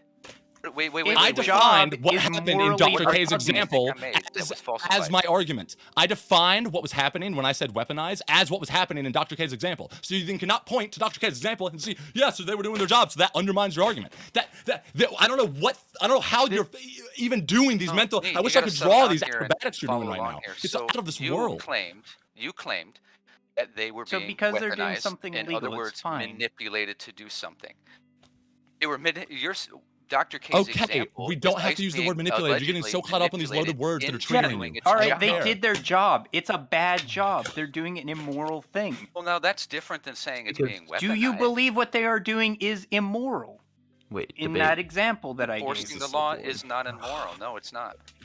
Oh my god, it's people like you that let fucking fascism happen, you fucking Ah, piece of look shit. at this meltdown, Dr. K. I rest my case. By Wait, the way. because I have a fucking friend who got deported, I'm having a meltdown? Is that fucking unreasonable of me? Hey, your Fuck virtue you. signaling is very Fuck impressive. you. Eat fucking shit.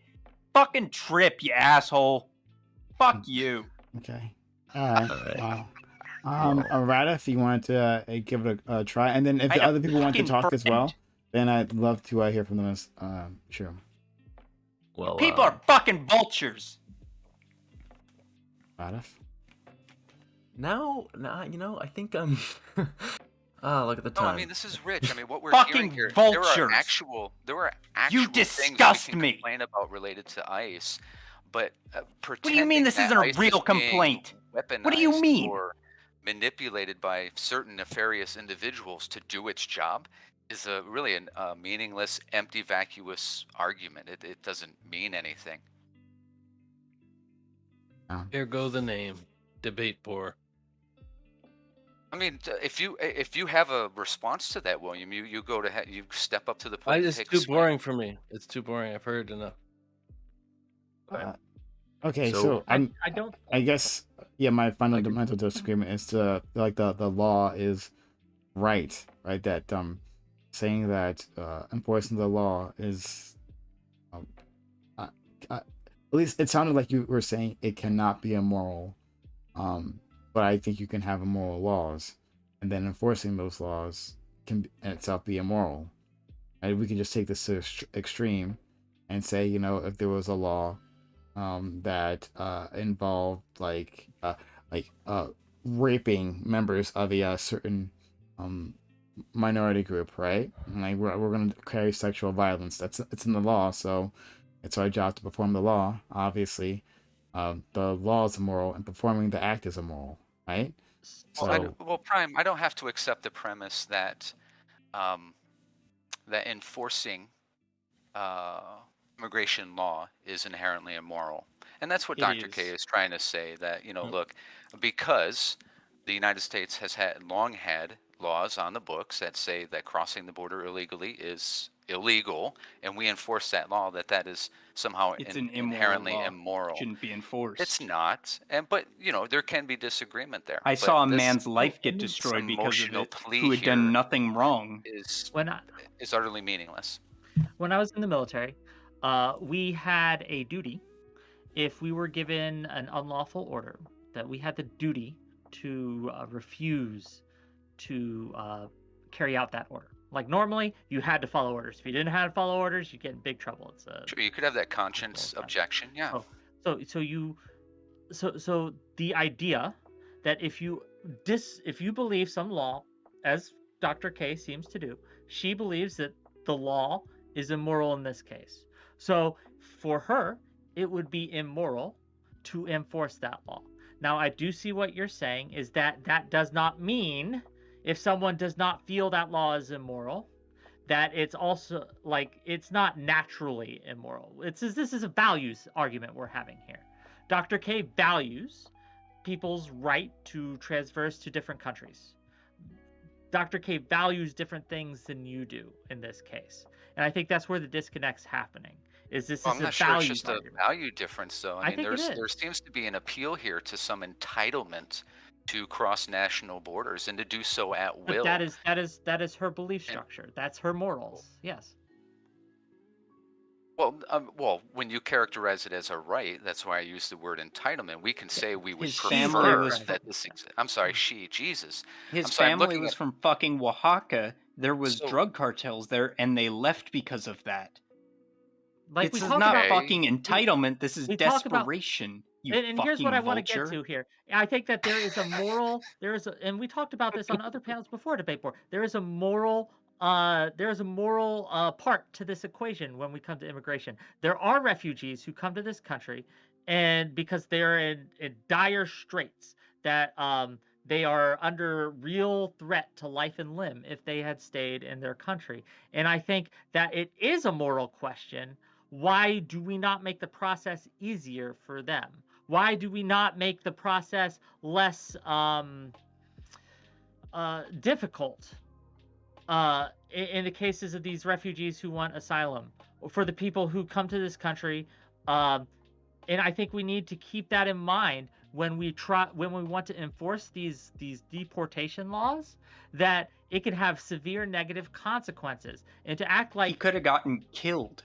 Yes, by fucking drug exactly. cartels. And so that has to come into play in the discussion when we talk about these things. Now, again, I think there are good reasons to deport someone, but for being in this country, no, I would stand with Dr. K on this one, even though I wouldn't stand with her on some of the other issues. Shut the fuck up. Don't be a fucking snide little prick. Hey, Dr. K, knock it the fuck off.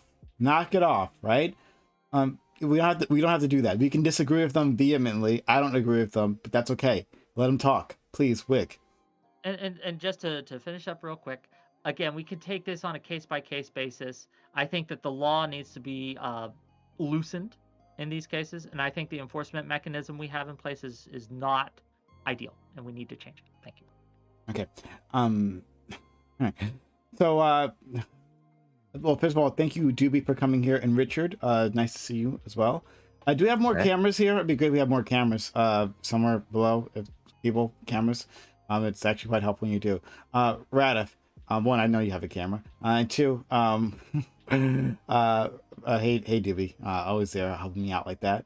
Radif, you wanted to say something, so I feel like we've run like this part of the conversation to the ground. You want to say something? I think Doobie will actually like that part of the conversation better. Yeah. Please go ahead. I mean, the whole ICE thing. I mean, I think everybody can agree that ICE deportations are quite immoral as in practice. Whether you think it should happen or not, okay. And you know what? Beaten horse is what we're gonna call that. But you debate poor. I'm not turning on my camera because I have a robe on, so that's not the vibe. But what I will say is that I think we should let in limited immigration. Okay, you weirdo. We should let in limited immigration just to cater to our worker needs, but we need to keep the amount of workers. We need to keep our low-wage workforce competitive. And I don't know how many immigrants that actually would be. So, because honestly, I haven't ran those numbers. I know that for even just the EU, around 1.5 million was too much to flood their borders. And that's just from the Syrian and Iraqi crises. So how you do that math is, I mean, I haven't ran that through, and I haven't even read anybody who's ran that through. But what you'd have to do is you have to limit the amount of immigration. So you do have to have a time process. But we should grant asylum to people who do have imminent danger. But we actually do have to have it on a time process, which is what I was trying to say. We need to keep the low-wage competitive workforce. Like, we need to keep it competitive. That way wages are quite high, right? Where what we have right now is we don't have enough low-wage workers, right? For example, we don't have enough truckers, which is actually kind of a problem with not having enough trains, enough railways and stuff. But we also don't have enough people who are processing and packing our meats. We don't have enough of a lot of workers that we do need, because what happened during 2020 is a lot of these low-wage workforce, they left because consumption was at an all-time low in the U.S. They left and went back down to Central America and Mexico because there was no work in the U.S. during 2020. And now they're trying to get back in these large droves, as we see with 2021 and 2022 having these huge caravans, but they can't get back in because our border security is a lot better than it was 7 years ago, right? So now we face this labor shortage problem, right? With higher consumption, right? Consumption back up. We don't have the low-wage labor that we used to because the immigrants are back down. I was about to say downstairs, but down south. So what we find ourselves in is we have to live in a limited workforce as to still keep the low-wage workforce competitive. So we can't let everybody in, and this is unfortunate. We can let people in during, like, over time. It's got to be a timely process. You can't. No one wants open borders, right? No, except maybe Dr. K. I want open borders, but like that's not the conversation. No, I don't know why. It's like I don't understand this. Like, we can't let everyone in. Who is everyone? Go ahead, please. No, I mean let's face the facts here. Mexico is you could make a very good argument for why Mexico is considered to be in a civil war, and then for Guatemala and Honduras, you can make an argument for why they're failed states. Okay, so if we let every single person who tries to get into the country, our society, our country will collapse because we will not have enough worker positions for every person, for even Americans. That's right. They won't start businesses. They won't start new industries. Why do you think big corporations want more immigration? Big corporations want more immigration. The big corporations. Yeah, I've heard that one too. Yeah, they want it. Right. Yes, they do. That's why they traffic them through. That's why NGO had that whole thing. I mean, that's why Wayfair had their thing too, right? I'm not familiar with that one. I mean, maybe it's a case to case, but still, it still stands. Big corporations profit from more low-wage workers, right? They want immigration because they can devalue the American workforce, right? That's what immigration does. why. Well, then force them to That pay is them why, so on they can par. Sounds really weird when you phrase And it. then Wait, Wayfair was don't let smuggling them children in for weaponize child ICE. labor. So Okay, I rest my Yeah, case. but prosecute if the you- heads if you of want to Wayfair. have, then. if you want to Yeah, have that's what I'm a talking sound If you want about. debate ICE on to stop macroecon, businesses from exploiting immigrants, hey, I'm cool with that. that's why I've been saying we need to start employing our own children in this country because we can't be competing with the children of other countries. Sorry, when we start importing children from other countries, they take those We need jobs. homegrown, Trump was a America genius. first child labor. That's what's being advocated for this on this panel. America first. Our children need to be the wave of the future. We need to teach I them mean, true. how to run our What the fuck are they factories. doing outside of school? Really? What are they? Are you flipping me off? It might be a general flip off. Hell yeah, dude. Oh no, Oh, she's okay, never mind. flipping me off. Okay. But Leeson, thank you for the Prime Gaming. It's awfully kind of you.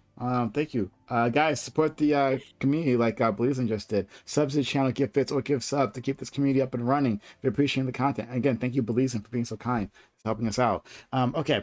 So all right, so I've just argued this like the other day. So can anyone be so kind as to argue against Radav here, or do I have to do it myself? You tell me. I mean, we obviously can't let in every single person, but very few people. No one, I don't think, is arguing for that. But when we talk about protecting low workers' wages, there are so many other mechanisms we have that we can do this. For example, enforcing minimum wage standards, and if you could do that. Because we do have a minimum wage standards on a federal level is pretty stupid. And if you want to have that debate, I will have that debate with you any day. But it's not only the federal government who enforces minimum wage. We have minimum wages on local levels and state levels as well. Yes, that is where you got it right. There you go. Congrats. Yes, of course. Well So done. if you enforce those, then you don't have these situations where the problem you are pointing to is not a problem with immigrants, it's a problem with corporations. So tackle the problem. No. It is. The problem here. The problem is we're letting Daddy corporation can do nothing wrong. Okay, well, I mean, yes, part of the problem is corporations. I did say that. The majority of it. No. The biggest problem. The biggest problem is definitely the refugees who are low wage workers, right? First Who of all, are taking the refugees are low not the wage problem jobs. at all. Refugees are not the problem at Refugees all. or You hear those fucking refugees come here immigrant, and any immigrant flip their lives at risk to be here. My goodness. So you How think selfish. Putting their lives at risk to be here, to be American. That is not like representative of the issue. That refugees are not just this constant thing that we're having to deal with. That we're like that's not really representative of the issue, right? I mean, maybe if we have some fixation where we really want to talk about refugees and try to find some reason to invalidate letting refugees into the country, if we really want to have that conversation, maybe someone could start making that argument if they're passionate about it. But I think generally speaking, there's probably no need to try and fixate on that, right? You are going to have to do it yourself. You identify a problem, and as you identify the problem, it's corporations are. It's not corporate. Where are you? No, that was just a tiny piece. I was just adding that on. It was your main. It was no, it wasn't. Just forget. Literally, just forget that I said that. That's okay. When immigrants try to become high wage workers, they get deported. So that's cool. The thing that we're trying to say is that this is what Prime was trying to say, is that if you take away the corporations part of your statement, I'm like running the numbers, processing all the words. There's nothing in there other than don't have open borders. I'm just trying I'm just being honest. No. It's limited. I don't know what. All right. Limited immigration. All right, but you're drawing a binary between unlimited immigration versus limited immigration. Okay, you understand that is what people mean when they say.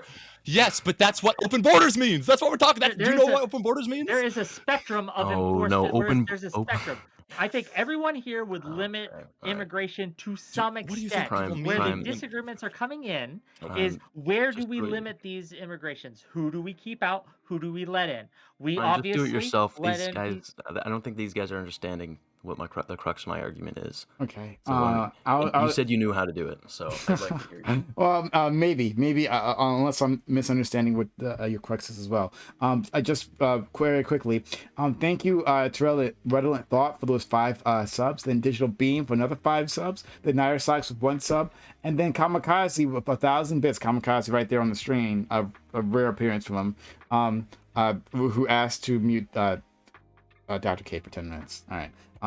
But you know, that's what money is for. Hooray! And you can mute someone if you want. Exclamation point mute in chat if you want to mute these individuals, right? If any of them are annoying you, Stardust, do something annoying. Give me money. And then I will do that. I'm just messing on the Sorry, I couldn't help it. We brought the Wayfair up, and I had to. I'm sorry. All right, so we have 3.5 minutes left. We need our own child labor here, dude. We really do. We can't compete with the children of other companies. A prime person to mute, right?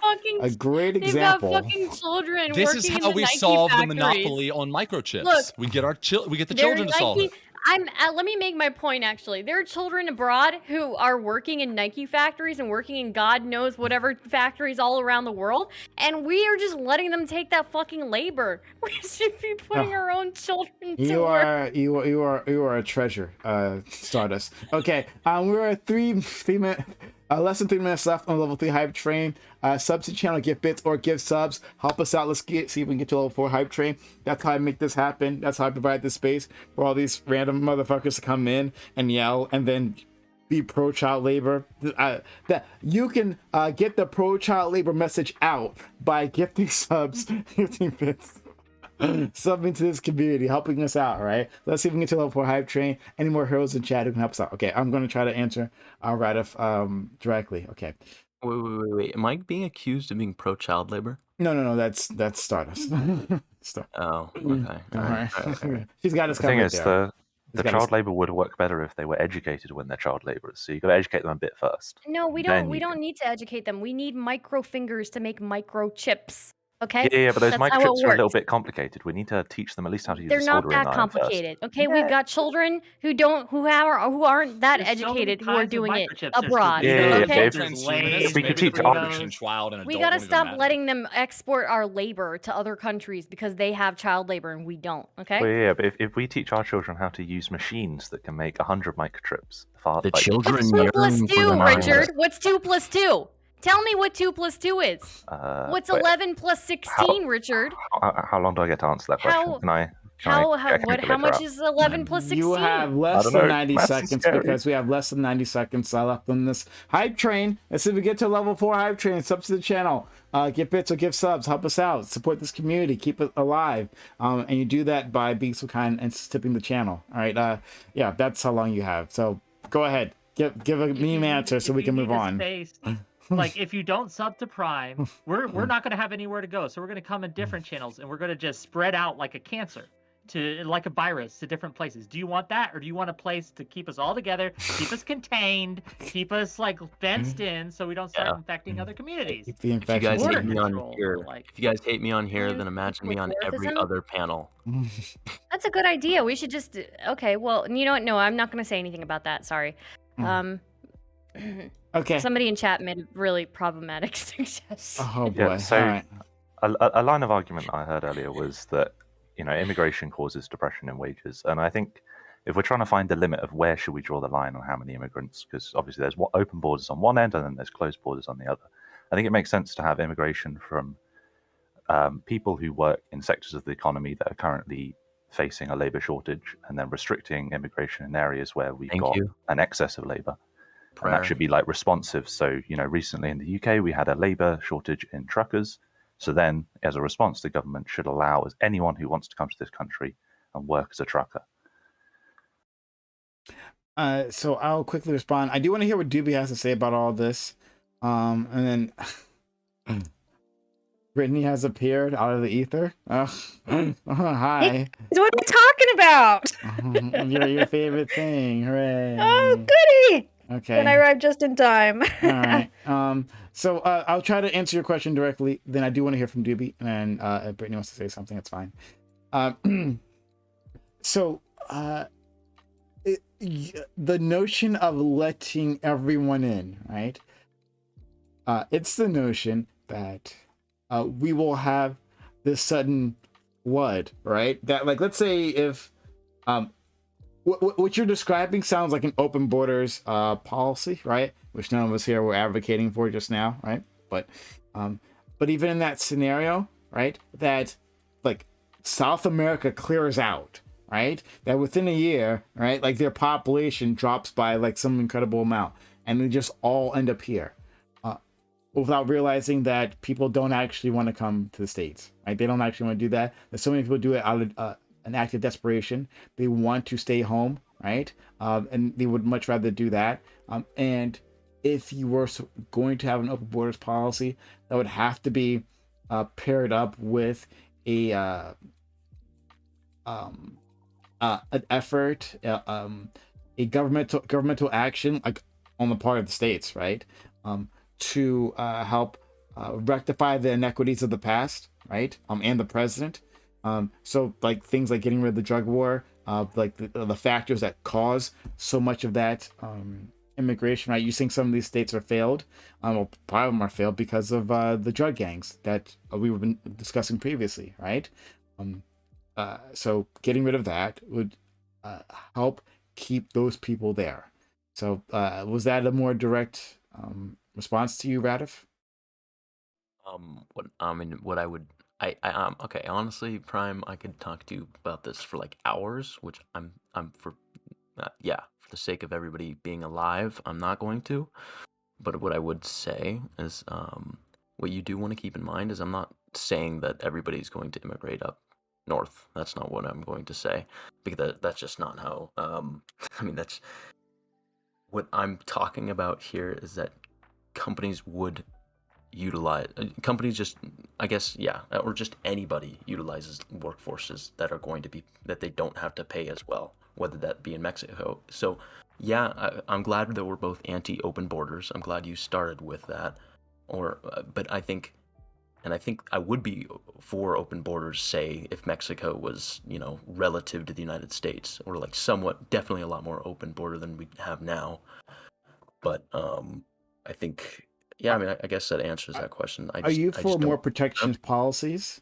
I don't think we have any contentions. I just don't want to see America be further deindustrialized. I want to see the United States bring more industry back. That's what I'm asking you. Are you for more protectionist policies?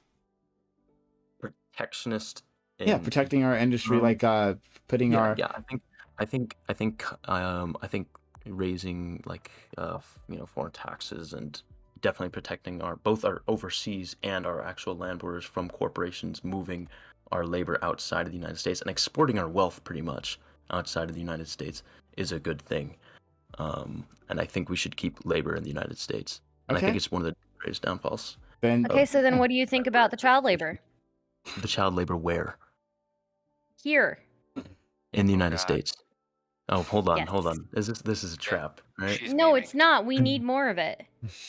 If we're going to compete with children abroad that are making items for us, we may as well have children employed here. Why not lower the driving age, right? And then we've got children who can drive trucks.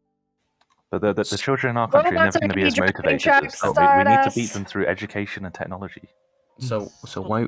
Okay, should I actually even answer that, or should I just leave it as? Why not? Why not? I guess Answer a it. more serious. Can you argue against it? Can you argue against it? A more serious contention, perhaps, is the fact that a lot of what's going to take jobs in the future is not exporting labor to other countries, so that is a problem. I think that is something that we need to address. But automation is going to make a lot of jobs become obsolete in the near future. There he goes. He gets it. That's going to be an issue that has nothing to do with immigration. That immigration cannot solve, whether we close the borders or open the borders. It will not solve this.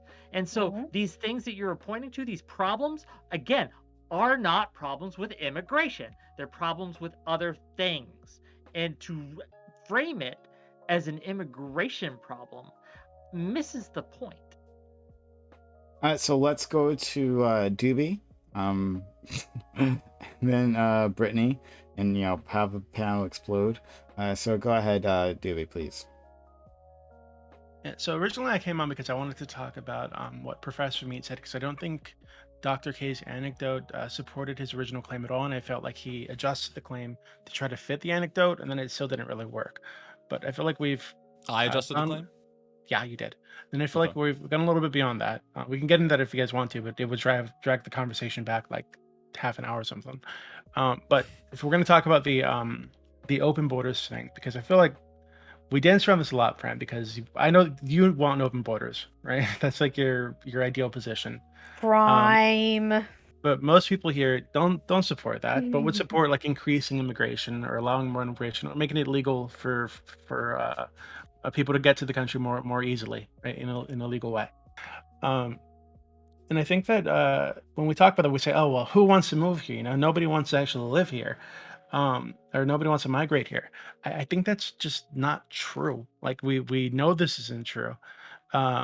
There are consistently, the United States is the most popular, most desired destination for migrants in the world, right? Consistently, every year. Yeah. And we know that there are about 750 million people who have expressed a desire to migrate to the United States, right? And this isn't like visit or as a tourist. The question that they were asked was, if you could migrate to any country on the planet permanently, where would you go? Where would you want to go? 750 million people wanted to go to the United States. It's right? actually 160. No, it's not. 750 million. Right? No, it's 160. I have stats to back that up. Post them. I'll post mine. There's a difference. Yeah, let's see those stats. I'm interested in those stats. Hold on. So every year the United States does a lottery, right? For it's like a visa lottery, basically. And every year, about 20 million people apply to be part of that lottery because they want to get into the United States, right? And so if we were just like have an open border situation, right? You could say, oh, well, a lot of these people are on the other side of the planet. They have no way to get to the United States. Well, even that being the case, if we just look if we look right down past our southern border, right? Almost half. Please stop interrupting me. Yeah. Almost half the population. This is to fact check your. Hold on. Well, you can do that afterwards. Afterwards, please. Totally yes. fine. Okay. Yeah. So almost half the population of Mexico is living in poverty. It's living under the poverty line. About 10 million of those people are in extreme poverty, right? So given that I think we all acknowledge here that a lot of people come from Mexico into the United States, they risk their lives, right? Because they're desperate enough to look for opportunities. So they come up over the border, right? If there wasn't a risk to their lives anymore, if they could just do it, you have 55 million people in Mexico in poverty who would appreciate better economic opportunities. So there are a lot of people on this planet who want to come here. I don't understand how you could say that we wouldn't see a massive surge of immigration. Okay, so here's the thing. I'll try it again. And this is the thing that no one seems to want to like grapple with, even though I keep saying it, right? So I'll try it again and you'll ignore it again, right? Guaranteed it's going to happen, right? Open borders does not work with this current society.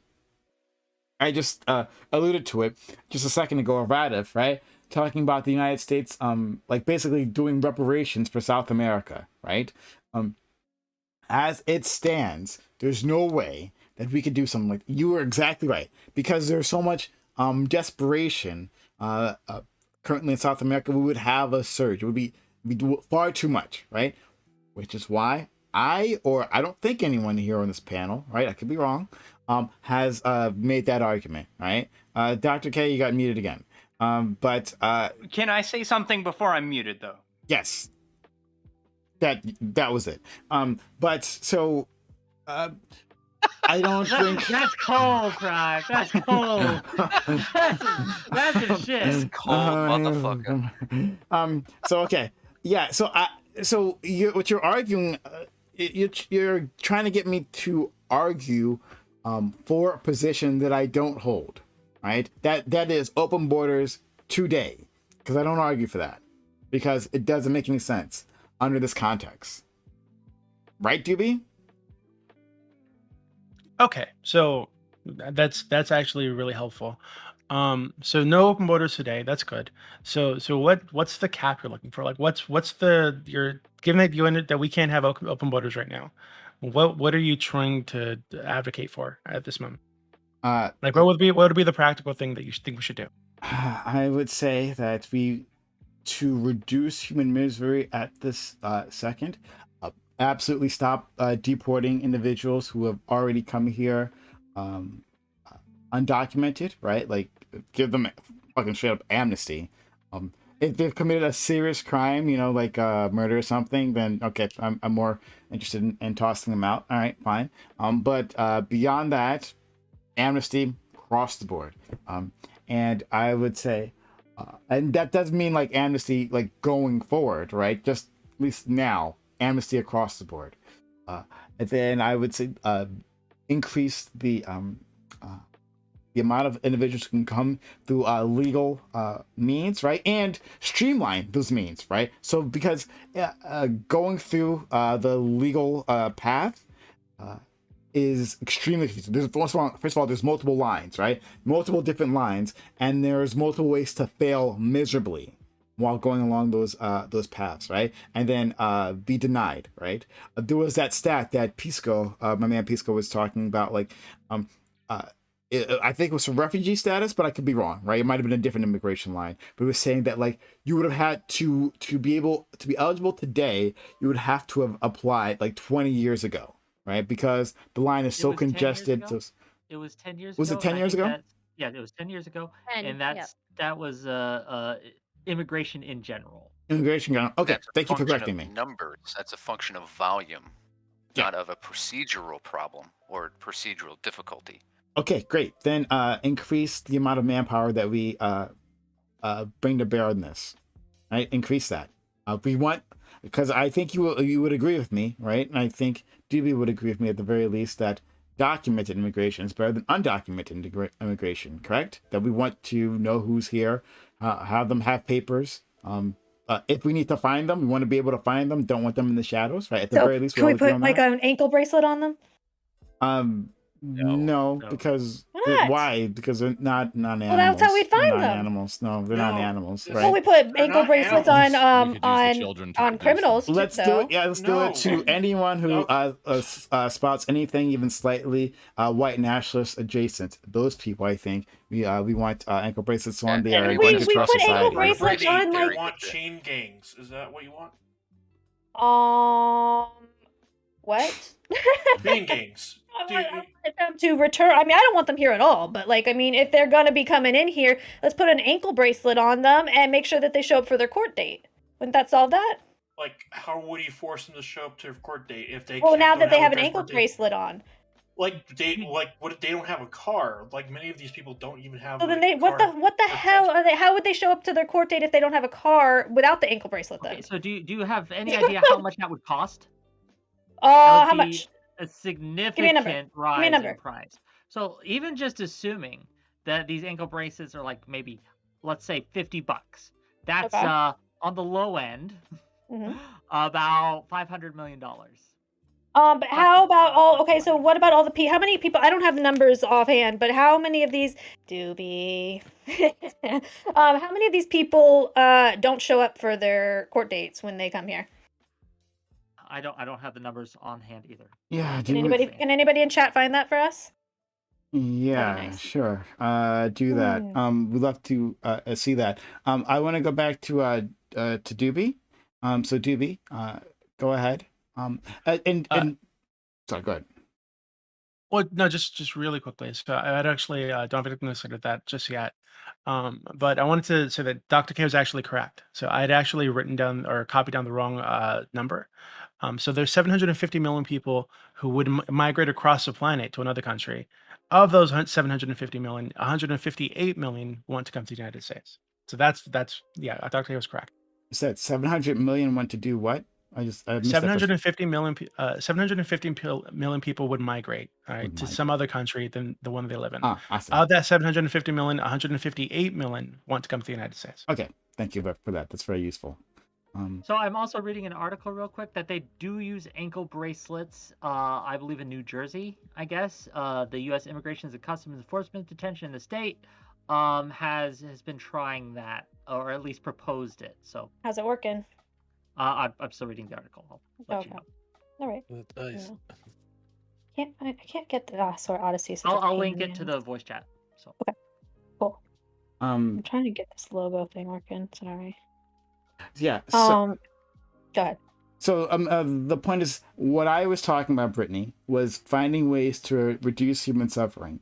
Increasing the use of police powers against these individuals would increase human suffering.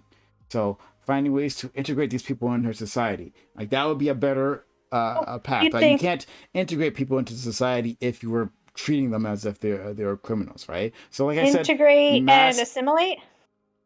I mean, assimilation comes eventually with integration, right? Just give it time and people will assimilate. So that's right. Kind of. So I think the best way for people to do that is to stop immigration entirely and allow the people that are here to assimilate. You mean like absorbing them like a sponge and just sure. So she's saying we're saturated right now and we have to well, isn't it true that like all these first generation immigrants, all these first generation immigrants become homogenous argument? Yeah, let's do it. But that's not the argument. No, that's not the argument, but we can talk about that too. Okay, but to the ankle bracelet things, it has been reported by immigrants who've had to wear ankle monitors that they've suffered psychological and physical harm, such as swelling, blisters, permanent scarring. Oh my God! Get real. One burst into flames. I don't feel good about putting. Wait! I don't feel good about putting an ankle bracelet on an 8-year-old. On an 8-year-old. Like you asked me to use data on this, and this is the data we have. The data we have I don't buy it. There are major flaws when you. So what about the ones we use? We use bracelets on people who are on like probation and stuff, or leaving. They've committed a crime, and I understand. So are these people. I understand, but there's difference in scale. Children. Even if you think, abusing them, if they're even like if you bad think, people? even if you think. I think the definition of abuse is different. Like, I don't think this is I don't abuse. want to engage with that hypothetical here. What I do want to engage with is even if you think that illegal immigration is a crime worthy of deportation, we have to understand that there is a significant difference between that kind of crime and say a violent crime, or say a crime of where someone in the country needs to be monitored because we don't then want them to flee the state. Now there are ways to monitor. Wait a minute, though. Hold on a second. Without ankle bracelets and without any of that technology. Yeah, but if these people have been released from prison, then obviously their crimes aren't like. Oh, I mean, yeah, like they're on house arrest or whatever. They're not like so horrific that like they are these like violent murderers. Correct me if I'm wrong, but also in some instances when they're waiting on flight risk. That's why. Yeah, they're a flight risk. Like, so I mean, I don't know if like we can really use that. We use ankle bracelets on people. Again, I have a hard time. Study. It just seems like an excuse. It seems like an excuse to me. If they're doing it for flight risk, that's because we don't want them fleeing before having trial for the crimes that they've committed. Okay. When it's like I don't know, people who cross the border, I don't know that I can justify putting ankle bracelets on them. But these people are not entitled to be in our country. There's nothing that says that they are like they're entitled to be here. They don't want those ankle bracelets, then don't come here. That any of us are entitled to be here. Then don't come here. Asking you to come here. This is a larger point. Maybe we should all wear ankle bracelets. There's a gun. I bet crime would go down. Family. It is legal. It is legal to come to this country as a refugee. It is legal to try to immigrate. Like. When we want immigration to a certain extent, and so when people come to this country who wants as a refugee, you guys. You don't think? No. So are you against all immigration at all? Like you don't think anyone? So I don't want anybody here. All immigration. Refugees. Yeah. So I don't want anybody here. I'm fleeing Nazi Germany because they're going to kill my family. if I marry Why do you guys someone- always need to bring if up I Nazi marry- Germany? Like, if I marry someone in Cuba, or if I marry someone in the Philippines, I shouldn't have the right to bring my spouse over. That's immigration. That's immigration. No, but that's a little bit different. Okay, but I'm it okay is with. immigration. Yeah, but I'm talking about people who have no ties here So whatsoever. You are okay with some immigration. Well, yeah. I mean, no, I'm not. I'm like not even thrilled about that either. Wait, but I would so accept it.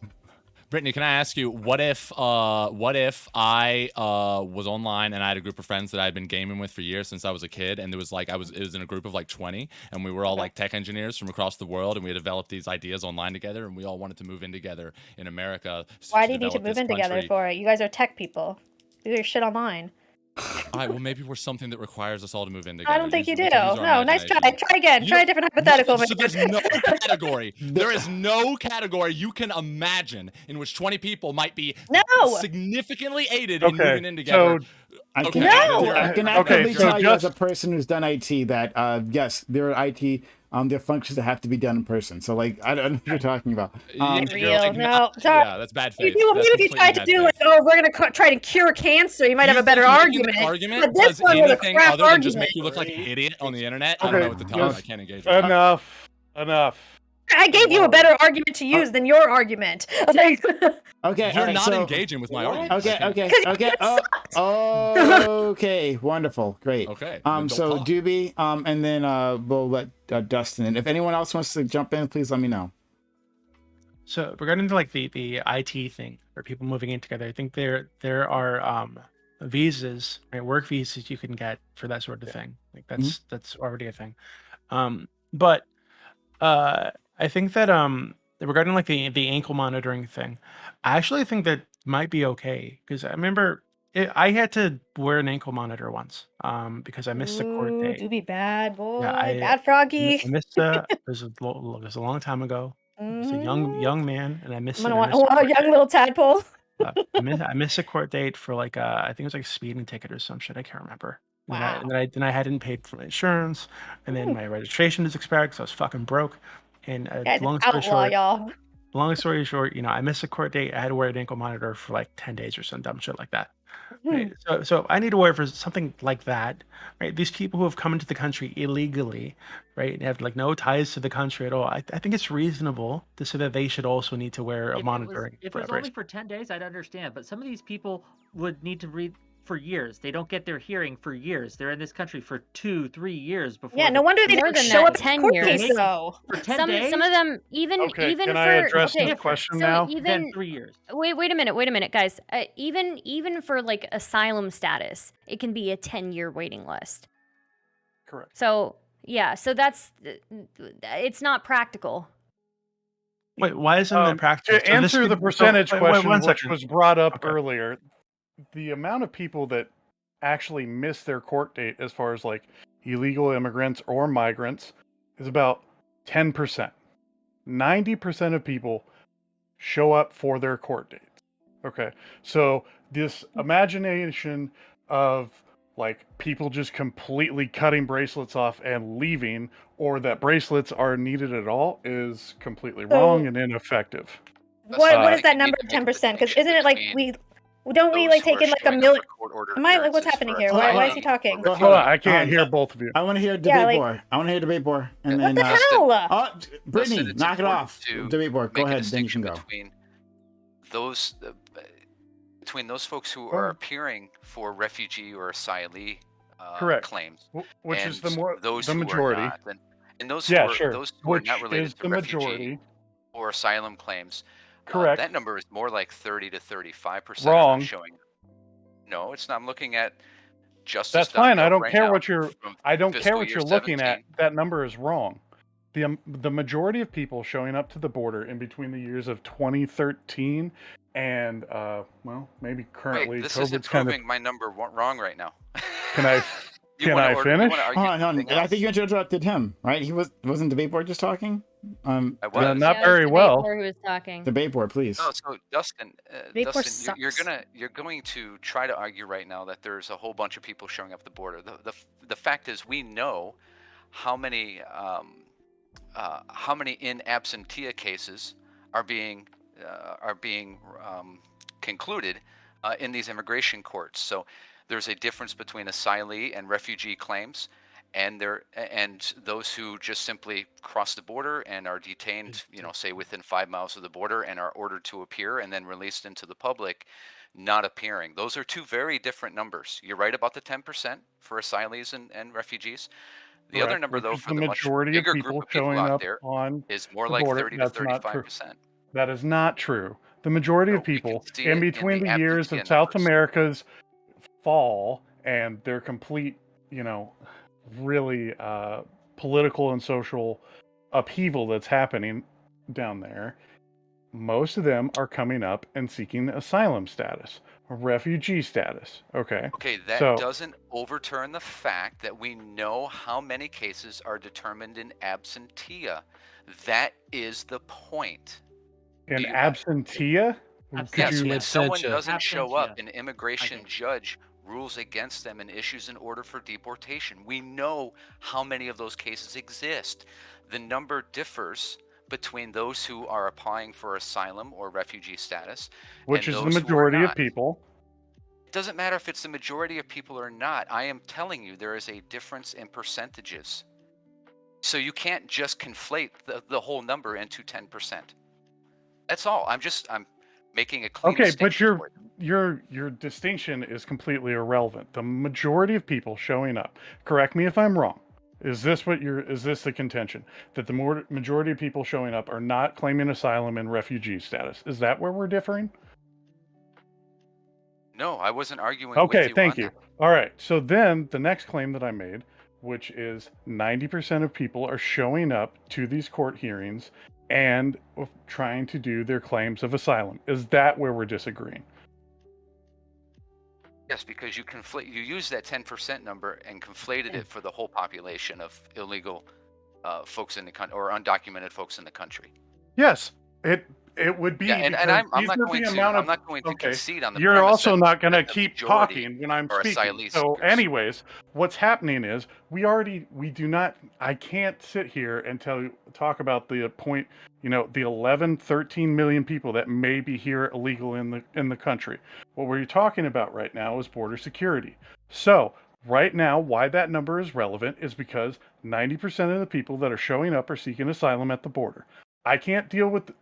We don't have a choice as of right now how we're going to handle the already 11 million people that are already here. What I can do and what we can talk about and what the question was how many people are showing up for their court gates. And would it be necessary to put ankle bracelets on them? No, because 90% of the people that are showing up show up to their court dates and follow through with the asylum process. There is no problem as far as the function of deportations of people that are not allowed here in this country. So, if you want to talk about... Can you send me that whole, that 90% show up? Yeah, I posted it in the chat earlier. Where's the chat? So the question was, what do we want to do? The general chat. Okay, the VC chat? Yeah, for Prime's channel. Put it in the VC chat. In Discord. Thank you, please. So if we want to have the conversation about the 11 million people that are already here in the country, I am fucking all on board about that. But as far as these numbers for dealing with these people that are showing up at this time for this problem, it's not necessary. Dustin, in your opinion, why are people making it seem like a bigger deal than it is? Do you guys think 10% is not a high number when we're talking about 1 million immigrants that are coming in? No. Next fucking question. Yeah, absolutely, it's a high number. You're talking about 100,000 people a year that are just going into our. Hold on a second. Excuse me. I asked him a question. I just would like to hear it, and then you can go ahead. I'm sorry. I didn't get to hear your question. My question was, what is, people are obviously, you're making it sound like it's not much of a crisis at the border, at least in terms of how they're processing these things. That it sounds like 90% of people are making it to their court dates. People are saying, oh, they're missing their court dates, therefore we have to take drastic measures. So there's a difference between your position, obviously, and this other position, which makes it seem like it's a crisis. Oh, and yeah. It's a bureaucratic nightmare. So then what accounts for the difference in why do they overestimate all of the problems? Yeah, sure. No, that's a very reasonable question, and I do really appreciate that. Part of the problem is that this is a burden that's specifically borne upon, one state in specifically as far as Texas, which is heavily red, so they typically have more conservative issues and more conservative problems. I'm from the state of Nebraska, which is typically red, so our governor decided to send down our National Guard unit to help on the border crisis. It is not the fact that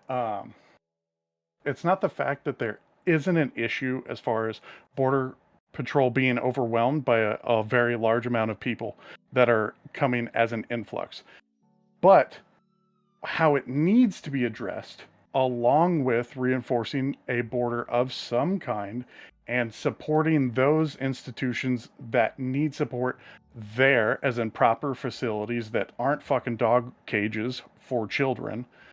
It needs to be addressed through legislation. I think I heard Prime earlier talking about how we're going to deal with citizenship for people that are already here in asylum what was it? Amnesty? Yes, amnesty. Thank you. I appreciate They that. did this in 1986. Reagan. Go right. Yeah, go Reagan. Yeah, Reagan. Yeah. Reagan actually gave amnesty. I'm sorry. I'm taking your point. Go ahead. Yeah, no, but correct. Well, it was a lot of people. Anyways, the point that you would want to do, and the point that does need to be addressed, is it has to be addressed legislatively. It cannot be addressed as just a national security issue. Why that is because it's not going to get to the root cause as far as addressing it as a national security issue, which I can agree. There are a fair amount of cases that are major national security issues. The problem is that if it's not addressed legislatively as far as like a revamp of the immigration system and a strengthening of a proper and humane border facilities, you're going to continue to have this problem. Did that kind of sort of answer your question, or did you feel like I danced around it a little bit? No, it went exactly to what I was saying earlier, which is that I think that race plays a big part in it, and whether somebody is like overtly I wish it to be homogenized, or I think it's basically an Anglo-American ethno state, or something like that. Yeah, sure. To people who are less overt about that, but nevertheless, at least trade on things that have that history. Yeah, well, I mean, the race issue is kind of undeniable in this question. It's really more about a cultural issue, and we have zero fucking problem as far as this country and assimilating with South America and a Mexican type culture. We did it during the entire founding, when Spain was here fucking first, and as far as like actually Can I ask being you a here in question, the United Dustin? States. Yeah, of I was course. muted. Please. Wait, Dustin. I got questions too. Okay, so real quick, do you think that the primary motivator for most people, and I understand this is asking to guess on people's motivations, so you can Yeah, only sure. guess. So Well, do you that's think the why I'm here. primary motivation is race related, or is it related to their economic status, or related to like fear for whether they should fear for it or not? They fear like, oh, my job's going to go away, or I'm going to be able to make less money. Who's the one that are you talking about? The native population as far as like Of native? America. In Oh, America. okay. Yeah, correct. Do you I think- really want to talk to this guy. You guys probably agree. Whatever. Okay. So, what's your name with the red hair? Dustin. Beard? Dustin? Okay. So, were you just saying that we have no problems due to multiculturalism or multiracialism? What did you say? That last part? As far as like being a multicultural country and dealing with the a Mexican type immigration or blending in between Mexico and the United States, it's been pretty you're not going to find a lot of race problems as far as like on the border between Texans and Mexicans living together. The cultures are pretty well assimilated as far as like, that's why we kind of call it Tex-Mex, and a lot of those other issues as far as like person to person. Now, politically would be different. These cultures may have some typical, political differences, But what you are seeing, and it's kind of scary for Democrats, of one I would consider myself to be, it's scary because you're seeing a Mexican, Hispanic kind of uprising as far as voting with Republicans. So you can kind of already see there, it's not necessarily a culture issue because those cultures are they do overlap. They are pretty pro-life.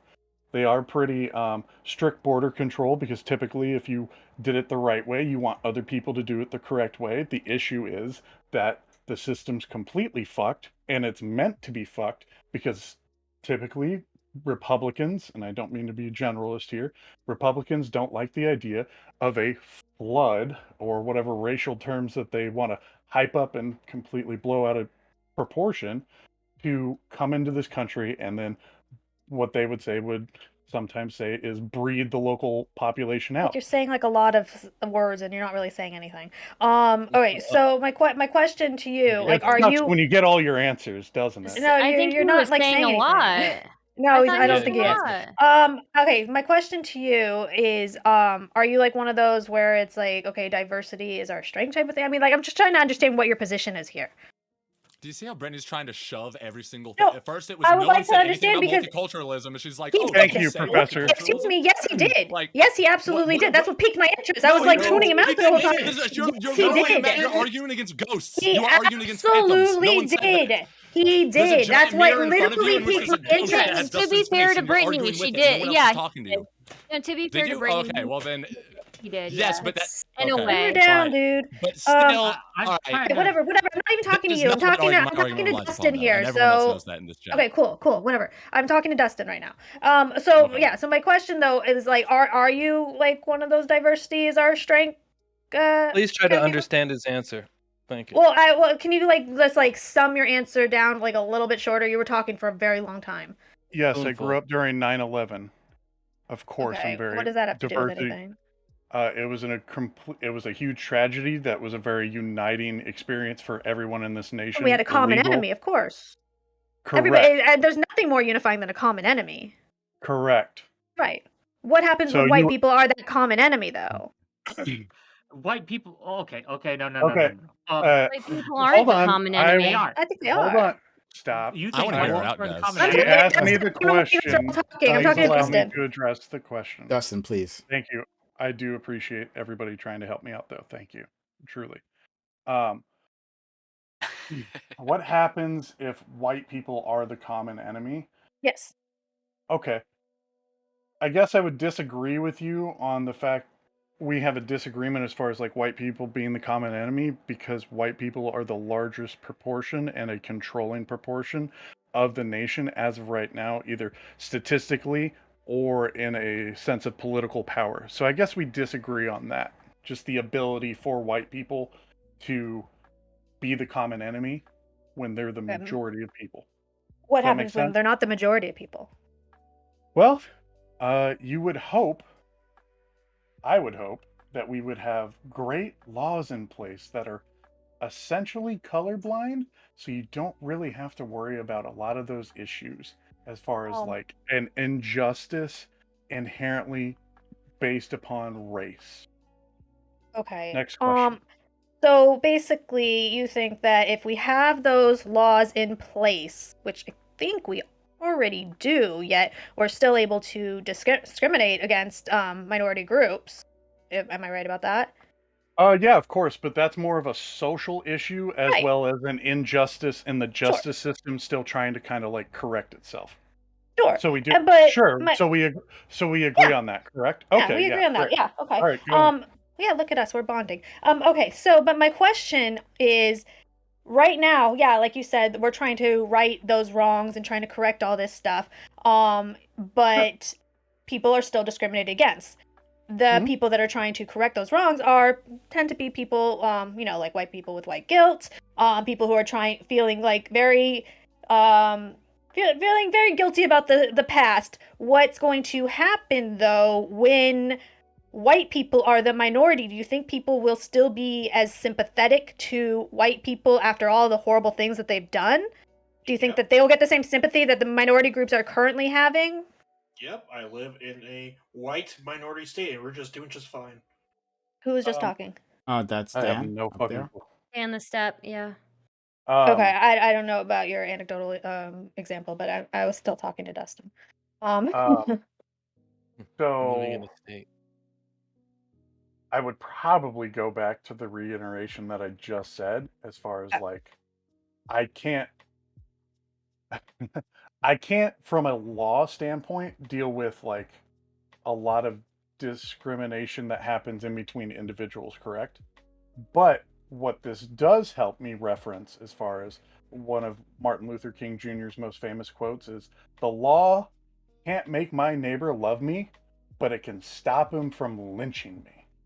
So, what that would mean is, if we have a great establishment of good colorblind or race neutral laws, you wouldn't really have to worry about that as far as like the squashing down of this new white minority.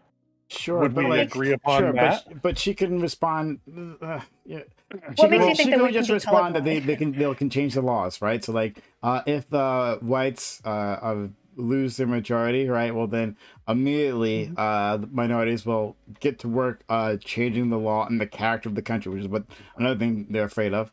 And then that's like a non-issue for them, right? Which is why you don't even engage with this, and like the very racist notion that minorities, people of color, are brimming with hatred and are ready to unleash like a racial pogrom on white people. Correct. The moment that we get a numerical advantage over them. Like that's the heart of her argument, and don't give her any leeway on that one. I'm gonna let some other people in because we got to move it along. We'll get Stardust and Wick. If other people want to get in, let me know. Stardust, please. Yep. So I don't think that you're going to find that this what you're talking about towards white people is going to be a unifying thing among minorities at all. Already, different minority groups are pretty fragmented. I mean, you hate to see it, but minority groups, there is some animosity between different ones. And I don't think that you're going to have some groups which idolize. I mean, actually, majority of immigrant groups, if you've grown up with like the Western-centric beauty standards, you pretty much idolize like a lot of white culture, right? You grew up with white culture, and you grew up listening to the music around you. Why would I don't know. Why would I want to hurt people who I have pretty much been part of my life since I was young, right? Right. And that's but I mean, for a lot of minorities. You're coming from like your own personal, and I'm not saying that anybody here is personally like thinking this stuff. That's not for me. That's across the board. Like you can look at studies of young girls. There's a very famous study about how young girls look at dolls, right? And they did a survey of young black girls actually who looked at dolls, and they would look at the black doll and they would say that it's bad or it's ugly, and they would choose the white doll to play with over the black doll. And when they asked them why, it's because they thought that the black doll was ugly or bad, but they wanted to play with the white doll because it was pretty and it was good. Right. So I mean, but they're changing a lot of that in the media and everything. Like right now, like all of that is like 100% being.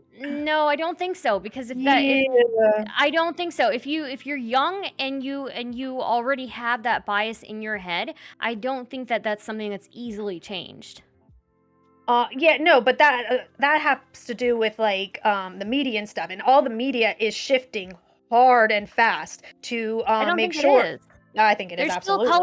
There's still colorism. Even if you go to other countries, there's colorism. You can look at like commercials in India China. Yeah. You can look at commercials in India and see all the advertisements for skin lightening cream. You can look at other Asian countries where they have skin lightening cream. Even within America, in minority communities, there are soaps that you can get to lighten your skin. But okay, like what? Okay, yeah, there are. And I got myself in trouble for this, but people get plastic surgery. Let me respond to to make this. themselves look more Western. Okay, let me please. Can I please respond to this? The lightning screen. Wait. Queen, it's something different though. You can respond. I'm gonna, Brittany, you'll be next. But the lightning thing you're talking about in Asia does not necessarily have an origins based on like wanting to be white, right? Like those are different things, and it looks like that from American context. But surgery. that's People a get different plastic thing. surgery to get Western Different. looking features. Those are two different things. So those I'm saying they aren't the same. Okay, sure. From what I can tell from India, right? There is idolization of Western characteristics. Okay, Brittany, go ahead. And then okay, like this still doesn't really address what I'm talking about though. Like, yeah, there are studies that like white women are like this is what I got in trouble for, is that they are the most desirable women, and so people might be trying to look to desirability, but that has nothing to do with people having a hatred towards a certain group. And whether there's infighting or there's fighting among other minority groups, they say that that's true. Say that two separate minority groups are going at each other. They both have that common enemy, which is white people. And I can guarantee it's something that unifies people. I can guarantee that there is more animosity between different groups of Asians than there is towards white people. I can guarantee there's more animosity. It is within this country. It is. Actually, no. I'm sorry. I can tell you, okay, that there within America, yes, immigrant communities of different Asian we're just Asians, to be honest. Depending on the area, please don't interrupt me. Depending on the area, have much more animosity towards each other than they do for any other group. Same thing with certain Latin American minority groups. I believe it's well, I'm not going to speculate. I do remember though that there was significant animosity between those groups. There's significant animosity between like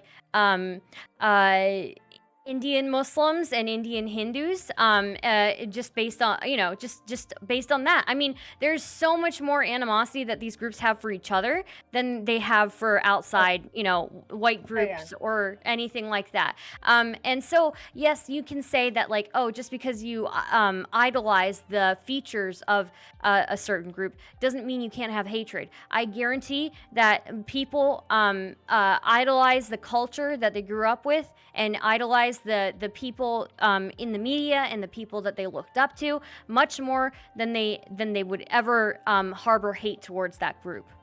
I think you're just dead wrong, and we see it like panning out in general. Like we act like let's talk about what's panning out. Let's talk about what's happening right now. Okay, let's talk about what's happening in our system.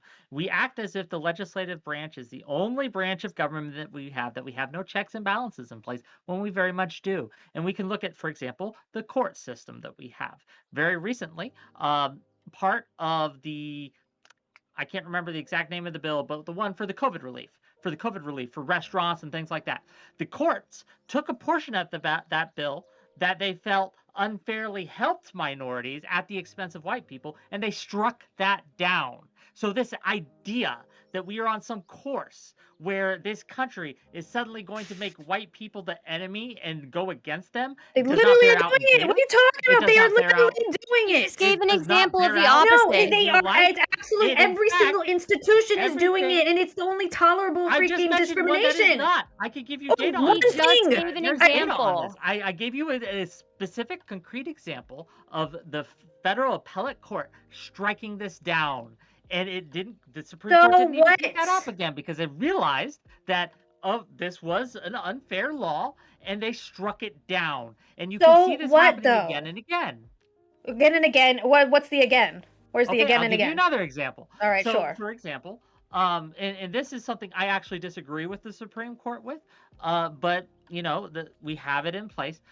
Voting laws and things like that. The Supreme Court upheld certain standards in voting laws that are, I feel, detrimental to minorities at You're pointing to a Supreme Court that is what 6-3 right now. We are going a Supreme Court that is like obviously going to be working against you at the moment. But right now they are planning on replacing these judges. Biden's literally going to put a judge just based on the fact that she's going to be black and a woman. Do you have a problem, dude, with glasses? Would you like to say something? Get it off your chest. Oh, I have glasses too, so it's hard. Not you, not gotta you. Be more specific. I'm sorry, you're right. You're like, right. The other dude. Glasses isn't gonna help. Saying No, I the guy said with bearded glasses is like dude with half this glasses. panel. I said dude with glasses and the man bun. All right, how about that? Oh, I see. What about me? On what Yeah, basis am I being addressed? I know you want someone else to address you right now because I'm destroying your points, but okay. No, you're not. You're not actually destroying my. You're not destroying my point at all. Like I literally just explained that the Supreme Court at the moment is not going to is going to be obviously striking things down that you're not going to be. But that's the Supreme Court. It's going to change. Go ahead, man. Let's hear it. Yeah, I just want to pose. I'll pass it right back to everybody. I just want to pose some food for thought because you guys can chew this over. I haven't thought this through too much, but an idea occurred to me. I just want to know what you guys think. So it seems to me, Brittany, and you can correct me if I'm wrong, that a big part, if not maybe the central part of your entire sort of argument, right, is that that is based at least in large part on this premise of race relations that are going to sour between the white group and other non-white groups, basically, essentially, or that's you're worried about that becoming an issue, right? I think it's already an issue. Okay, sure, and. So I guess I was thinking about how we could fix this potential problem and prevent it. And I think we could get ahead of it. Yeah, so I think we could get ahead of it. Yeah. I think what we need to do is we need to do open borders first off, and second off, we need to have my God, this guy's trying to let me finish, and then I'll pass it back to you. You're not being serious. I'm gonna pass it back. What do you mean? Hold on. The whole panel was about open borders. Finish your point. Finish your point. The second part is that if we do huge tax incentives for interracial couples, and we speed run this shit until there's no white, black, we just speed run to the end of that human evolutionary chain, and we destroy we solve racial relations. Shit, I mean, can we do something like this with gender too? Just go all the way to transhumanism? I'm like Richard Spencer right now, by the way. This is Richard Spencer. Okay. I wanted to get back to. Richard Spencer made this exact argument. I'm being ridiculous. Okay. I wanted to say that I think the problem is that turnaround is fair play, and that's the big worry. And when you do something to somebody, you undercut somebody, you do something dirty to somebody, and then that's like your friend, and you want them never to think about how you did that thing to them and hope it never crosses their mind. You might be a little paranoid about it afterwards because you betrayed their trust or betrayed them in some way or something like that. Writ large, it's basically a fear of that turnaround is fair play after all of this abuse that we have handed out and continue to hand out, which I read history, so I have to read all of this stuff, and it's really quite bleak, and so I can understand that you would be fearful of reprisals.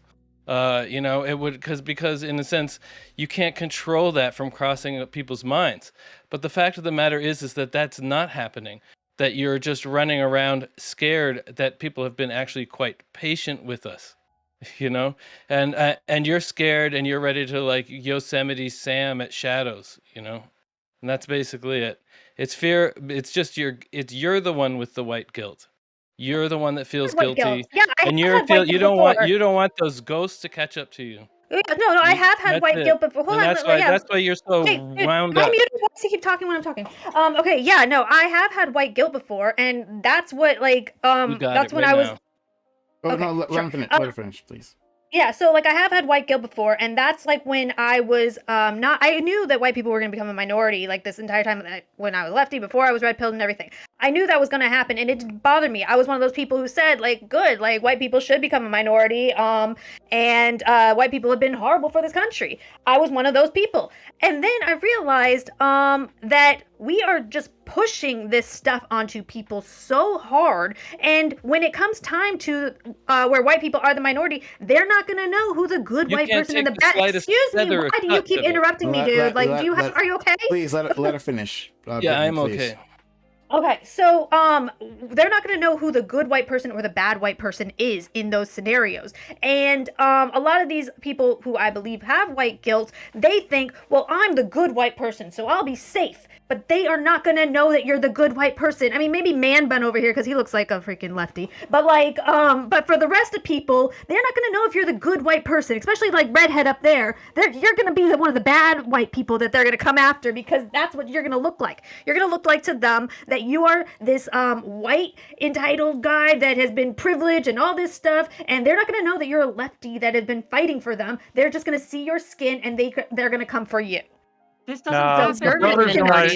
No, hold on. Hey, relax. The brothers and I get along quite well. That's weird. First of all, and also, I just want to address this point real quick. Having guilt, I don't have any guilt for being white. I don't think most white people have guilt for being white. That's silly. I don't think any minority is asking us to feel guilty either. Is it silly though? Is it really silly? Yes. Have you read any history Why would I lately? feel guilty for being white? Well, because in Canada, a lot of people personify these groups based on immutable characteristics and act as if like everyone in the group is behind every decision. Look, I'm not. I mean, maybe white guilt is something. I feel guilty. I mean, I feel guilty in retrospect. I feel guilty for the privileges that I have. You didn't run the gulag. You didn't. Yeah, but man, but in the town I live in, it's still there's it's a town that used to be secessionist. And then it became Union when the train came in and all that kind of stuff. But that whole kind of attitude is still here. And there's still hatred against Native Americans, like big time. And it's this very low level stuff. But it's white supremacy, and it's the same thing.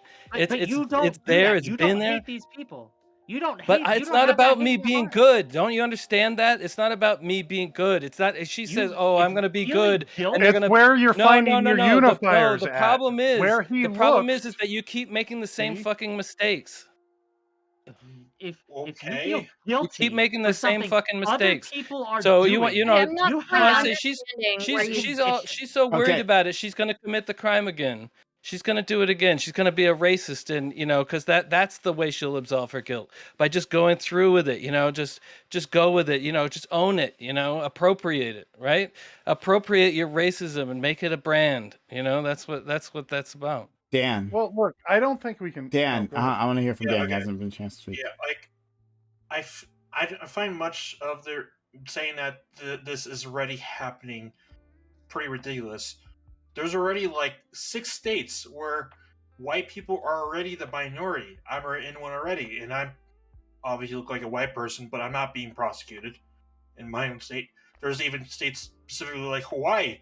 There's only 25% white people that live in that state, and I don't see Native Hawaiians going like raise a kingdom and burn, like put the whites on the stick or whatnot, like back to the old like Captain Cook days or what. It's even to that, what we're trying to do here is not helping to, because all of this is based off of fear, and I mean in a lot of the cases maybe it's just, or it's trolling. I don't know. I'm not in your head. I'm not a psychic or a prophet, but it just doesn't seem to be very much helpful to where we could see too many of these states as we can look to as a system that's already happening, as same thing as Hawaii. And you don't see a crazy crime rate and having people do a pogrom against a bunch of white people and do all of that as you're fear mongering as you expect, Brittany. Sorry, I had to deal with something. Here. I'm sorry, jump in here real quick. One thing to recognize again, and bears repeating, is that again we cannot reason into Brit what was never reasoned in the first place. Okay, she is relying on a completely is this that debate boring guy perspective of individuals and of systems and of the country, and therefore you cannot reason with this person. This is why we keep running into this brick wall trying to reason with a person who is completely unreasonable. Yeah, there are plenty of ways to reason with people that are we don't become a minority right now. I think we can. I think we can reason. Oh, come on. You guys have been trying this with Brit for years now. Come on now. Years. What are you talking about? I just was ready to like It feels like years. Holy shit. It feels like we're debate board does feel like years. I back you there. All right, go ahead, Stardust. Thank you, bro. Yeah. I would just like to make the same point that I've made time and time again. If the way that I feel is similar to other Americans, and that I have more in common with a white American than I do with an Indian in India, then I would say that the unifying thing for all you're of not us. the average person. I think you're a little I bit am the whitewashed, to be honest. I am. No, I don't think you are. I don't think you are. You're not. You're Can you very not good. interrupt Okay, me? well, at least let Can you her not finish her interrupt me? point. All right, go ahead. I think she's above average too. Please, Stardust. Go ahead. All right, yeah. So I won't compliment you and interrupt you again. Stardust. Average. No, okay. So I interrupt, compliment her. Go ahead. I am the average person who was born and raised here. Okay, if you look at any minority who was born and raised here, they have far more in common with the average white American or the average black American than they would with somebody in their country of origin. If you took me and you put me in India, I would not know what the fuck to do. I would not fit in there. It just wouldn't work for me. I need to be in America. I am an American first, and just like any other, you'll talk to any other minority who has been born and grew up in America, they would choose America every single time. Even talk to immigrants who came here, and they would choose America every single time, because some of the most patriotic people are immigrants. They go through that process, the immigration process. They learn everything that they need to learn. They take a test. And then they get to have their picture taken with the flag. These are some of the most patriotic people you will find. And I am incredibly patriotic, and I know plenty of other minorities who are incredibly patriotic and would not do something that would hurt another American like that. Okay, can I just first of all, sure, that's all good, and I think you're a second generation immigrant.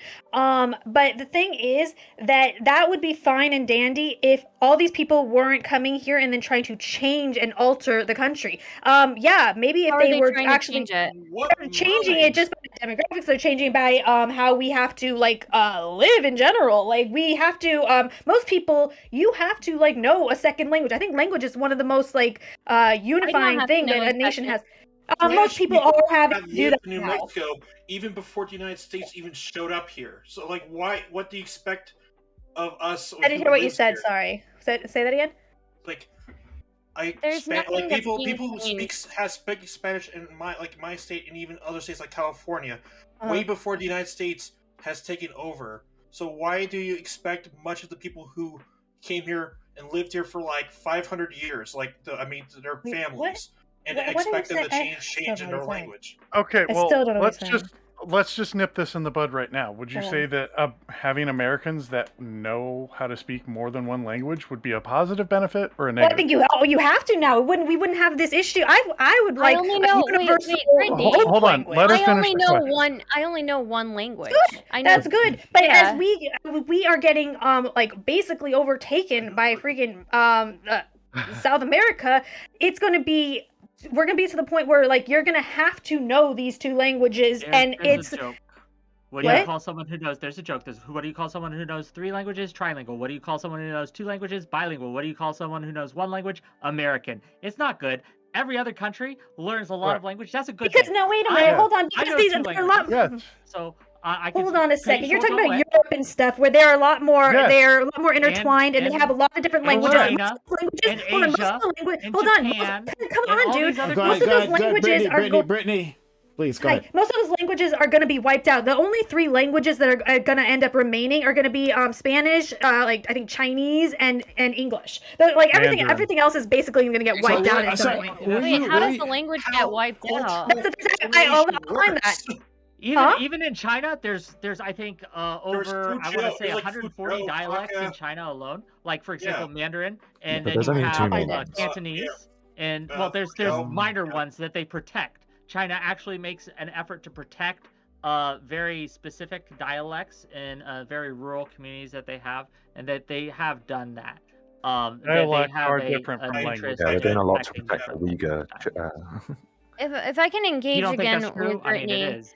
So if I can engage again with Brittany, she brought up that when people come here, they're changing the country. I don't. I still have yet to see like how. What do you mean when they come here and they try to change the country when they come here?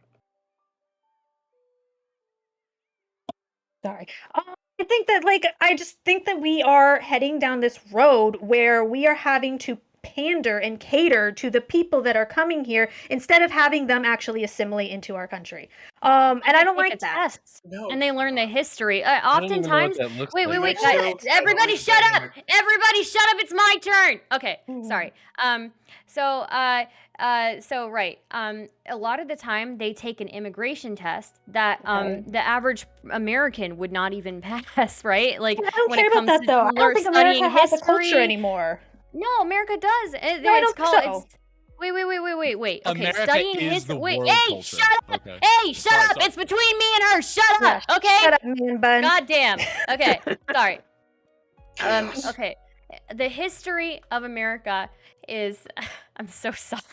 I'm so sorry. don't apologize, Look, Stardust. Go. the Get him. the history of America is very important. And the fact that so many immigrants come here and they actually have to learn the history, learn the reasons behind why things are the way they are. They learn how the Wait a minute. Let me finish. Okay. They take a test. Yes, they learn how the government works, which is far more than a lot of Americans who live here, who were born and raised here, even know. Like a lot of Americans don't even know there are 3 branches of government. It's ridiculous. So I think that if anything, because they are taking these tests, they're learning about America, they're learning the history, they're learning how the government works. If anything, I think we are changing them when they come here. And guess what? When they stay here, they start to assimilate with the culture because people like the culture here. What's our culture? And all it takes is 1 or 2 generations for their children to be completely assimilated into the culture. What is our culture, Stardust? It's regionally based. It's regionally based. So it depends on what part of America you're in. But if you look into the South, you will find that there's more in common with a Black American and a white American in the South than there is with like a Black American and somebody in Africa, right? Same thing in New York, right? Look at New York. There's a very specific New York culture. America does have a culture, but it is very regional based on where you are. Yeah, so do you think people in Alabama and California are going to be culturally aligned? Stardust. Someone paid It's not like that anyways. Someone paid to mute you for 10 minutes. A user saved mute. So let me try. Wow. Brittany, do you think America doesn't have shared values? That Americans don't have shared values? I don't know if we do. I don't think we do. I think we still really do. Do you think so? Do you think that Trump supporters and lefties have shared values? What are they? I think that yes, there are certain shared values that a Trump support, like freedom of speech, would be a shared value. So you think that? Hold on, I'm not a Trump supporter. I'm adamantly against think that lefties are about freedom of speech? In what world? You know how many lefties have been fighting to get us deplatformed because of like the things that were being talked about on our channel? That's the crazy. That's not most. That's not okay. most. For example, so that's not most. When they did a poll, did the public support keeping the filibuster, for example?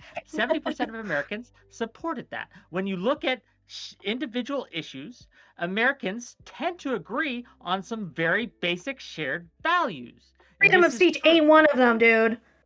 There is no way freedom of speech is just a because shared you have 10% of the population freedom. loudly screaming does not mean it's not just the 10% of the population. It's like actually like the most powerful parts of the institutions. You can't say a lot of these things on they're getting these a lot platforms. of backlash. You look can't know. Censor Joe Rogan right now. The amount of backlash. Look at what happened to Chappelle. And look how many people are supporting it too, because we don't have shared values. But we don't have shared values. Overwhelmingly, Americans support freedom of speech. No, I'm sorry, but you're just wrong, and these are not things. Find me something else. What are some other shared values that Republicans and Democrats have?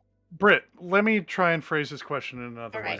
So if you're sitting here and telling me that we don't have shared values and that Americans don't believe in freedom of speech, would you sit here and would you tell me that somebody would want somebody else arrested if they were just sitting there and saying shit they didn't like? Is that Wait? Sorry, you just said. Sorry, repeat that one more time. okay? So if you were sitting in front of me and I'm somebody of the left, okay, you would expect me to sit here and say you need to be arrested? No.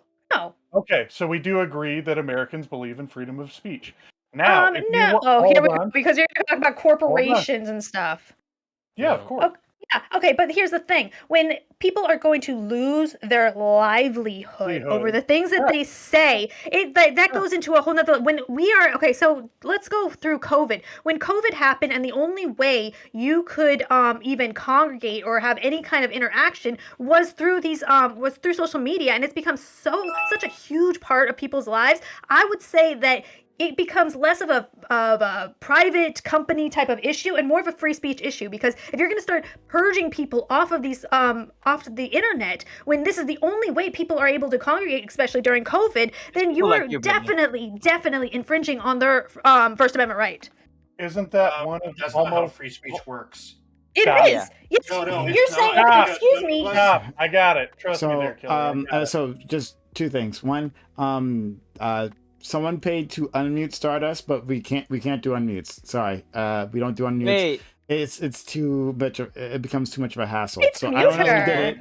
I don't know who did it, but it becomes too much of a hassle. So we don't do that. It's already like I put that in the description. All that. Okay, Look at the chunky little baby. You can use it on someone else. You can use it on someone else. Yes, you can use it on someone else. So, okay. Whoever anonymous, but I don't know who it is because they were anonymous, so I don't know who that was. Who paid to mute her though? That wasn't very nice of them. What was your second thing? And also Jay Sway, thank you for the 20 subs. That's really kind. You're welcome. And that has bought Way you to go. a ticket here. Go ahead. All right. So go ahead, do that. And then I gotta let in Jay Sway because he paid 20 subs to be here. So I'm here. I'm already here. I'm already here. I know. I know. So. Oh, okay. Sorry. Yeah. Go ahead, redheaded man. Thank you. Rhyme. But isn't that one of the most unifying things in American culture as of right now is the power of corporations? You would agree Is with that? Do I agree that like the corporations are too powerful? Correct. And would Yeah, you I do. say and would you say Sure. that on a whole that Democrat here's the hold thing. on, let me Okay, flesh it all out. right. All right. Just All right. relax, All right. Peter. All I'm right. here. We're here. We got this. Okay. All right. Just We're go. gonna fix this. Okay. You would agree that both on the left and the right, that would be a unifying factor. That corporations have too much power. Okay, so we agree that on freedom of speech is a unifying value for the United States of America. No, because the thing is that lefties would want them to take more power on certain things. Lefties were getting mad. Hold on, dude, shut the hell up. Like lefties were getting mad, and I remember because I was like this. Lefties were getting mad because they were not censoring enough. They were all celebrating, and I was one of those people celebrating when Trump got booted off of Twitter. They wanted more people. They keep reaching for more. They want these corporations to take more power, more power. They might have a different idea of what kind of power that they should have or whatever, but we're talking about the question. Answer the question, Brittany. Who just said that? That was Jay Sway. Me. Focus. I did answer the question. I did answer the question. We might have an idea of that they're too powerful, but we're talking about what they're using that power for, and that's what we don't agree on. You don't think that Democrats believe that there's too much censorship What do you think that? in the media? What do you think that the what is your idea of what's happening with the media? How do you think they're too powerful? In what ways? I would say that they're too entertainment based rather than informational or analytical. Would we Like agree you on would that? want them probably to crack down on COVID misinformation, things like that. I'm assuming, right? Not really. No. Can I ask Brittany a question? Before you do that, there are two of you who've been waiting here. I just want to make sure that I get them in. Welsh, you want to say something, and then we have a lady something. Man Bun is having a freaking seizure over there. Welsh, did you want to say anything? He's coming it out. He's coming it out. Nothing at the moment. I've got nothing to say. Okay. All right. And then Lady Amoth. Ramoth. Yeah, Sorry. that's Rama. Yeah, no, it's fine. No, I can wait. I feel like he really wants to finish, so. Okay. All right. J Sway. I have a question for Brittany real quick. Brittany, do you think knowing multiple languages is a bad thing? I know I don't think it's a bad thing, but I don't think that we should have to do that in our own country. It's obviously going to be helpful in a country where you have so many people who speak different languages, and if you are traveling and stuff, and it's probably going to benefit you. Hey, look at the kid! There's a kid. Just converged. He's a mixed kid. Is that good enough for America? Let's not do. I'm not bringing your kid into this. Okay. But yeah, I do think like obviously it's going to help certain people, but I think that we should have to like be doing that in general. Again, I was pushing for the fact that the entire world should just speak English. One language would be very helpful for everybody. Not really. Like, it doesn't make you what do smarter you mean? to know just one not? language. Why would that not Because be knowing helpful for multiple everybody? languages makes you smarter as a person. Actually, No, it improves your cognitive Yeah, ability. you can find other ways to be smarter as a person. Languages Language is one of them. communicate. It improves your Language is how brain. Do you not want people Do you not want your brain to improve, Brittany? No, give me a break. You can improve your brain with some Social other ways. culture Don't of sit the there and land. tell me that language is the way you have to improve your Basically brain. be like, I want the world to be American. That's like kind of like what you There are want. concepts Let him that English finish. does not have a word for that other languages do. And when you learn other languages, it does change your way of thinking, and it allows you to engage things on different levels. It It's a improves net people that have benefit dementia. Actually, entirely. is one of them. One of them is Indeed. improving dementia when you're old. You can do this In with fact- like brain teasers and fact, shit. You most do of not the need world- language to do Most this, of the world though. is Give me a learning break. English. Most of the world is learning English right now. English is considered, in a very real sense, the universal language. And Business other language. countries are getting on board with that. So this fear-mongering that we're all going to have to learn another language, again, isn't based in fact, isn't based in data, because everyone else, to talk to us, is learning English. Wait, sorry, I was reading something. What was the last part you just said? Unmuted? Oh my god! The man's trying to hold me down! Sorry. What I'm getting at essentially is it makes you a smarter person, and if you're not willing to be a smarter person, that's on you. But everybody else wants to the be. only way you need to improve your That's not the freaking only way, it's brain, one of and you them. guys are being ridiculous, acting like, oh, the only way you're gonna be smart is if you learn multiple languages. Get fucked. No way. Sorry. Nice try. so Give me we're something. off the main You topic. brain teeth. We're off the do main other things. topic. We weren't talking about languages and the benefits of being bilingual. Fuck that shit, okay? We're talking about how we've got an American culture, and Americans are for Americans, and it doesn't matter what your skin color is, because if you grew up here and you care about being a part of America and being patriotic, then it doesn't matter what your skin color is, because you still love America, and American is an American, and I don't want to hurt white people. Just please don't hurt me. I love you. And stop, okay? This should make you happy, Brittany. I actually am a first-generation American. I moved here when I was 11, and I became a citizen 3 years ago. I chose to Where'd be you an move American from? citizen. Congratulations. I moved from the Philippines, and I had to denounce my citizenship from the Philippines so I could be here. I chose To be to honest, be here. I'm Wouldn't not that like make me you're more not the type patriotic than the of people that were minority I'm born really here? concerned about. Also, So- there is a Oh, I'm culture not- of the I'm- United States. There's a whole Wikipedia article on what the culture of the United States is.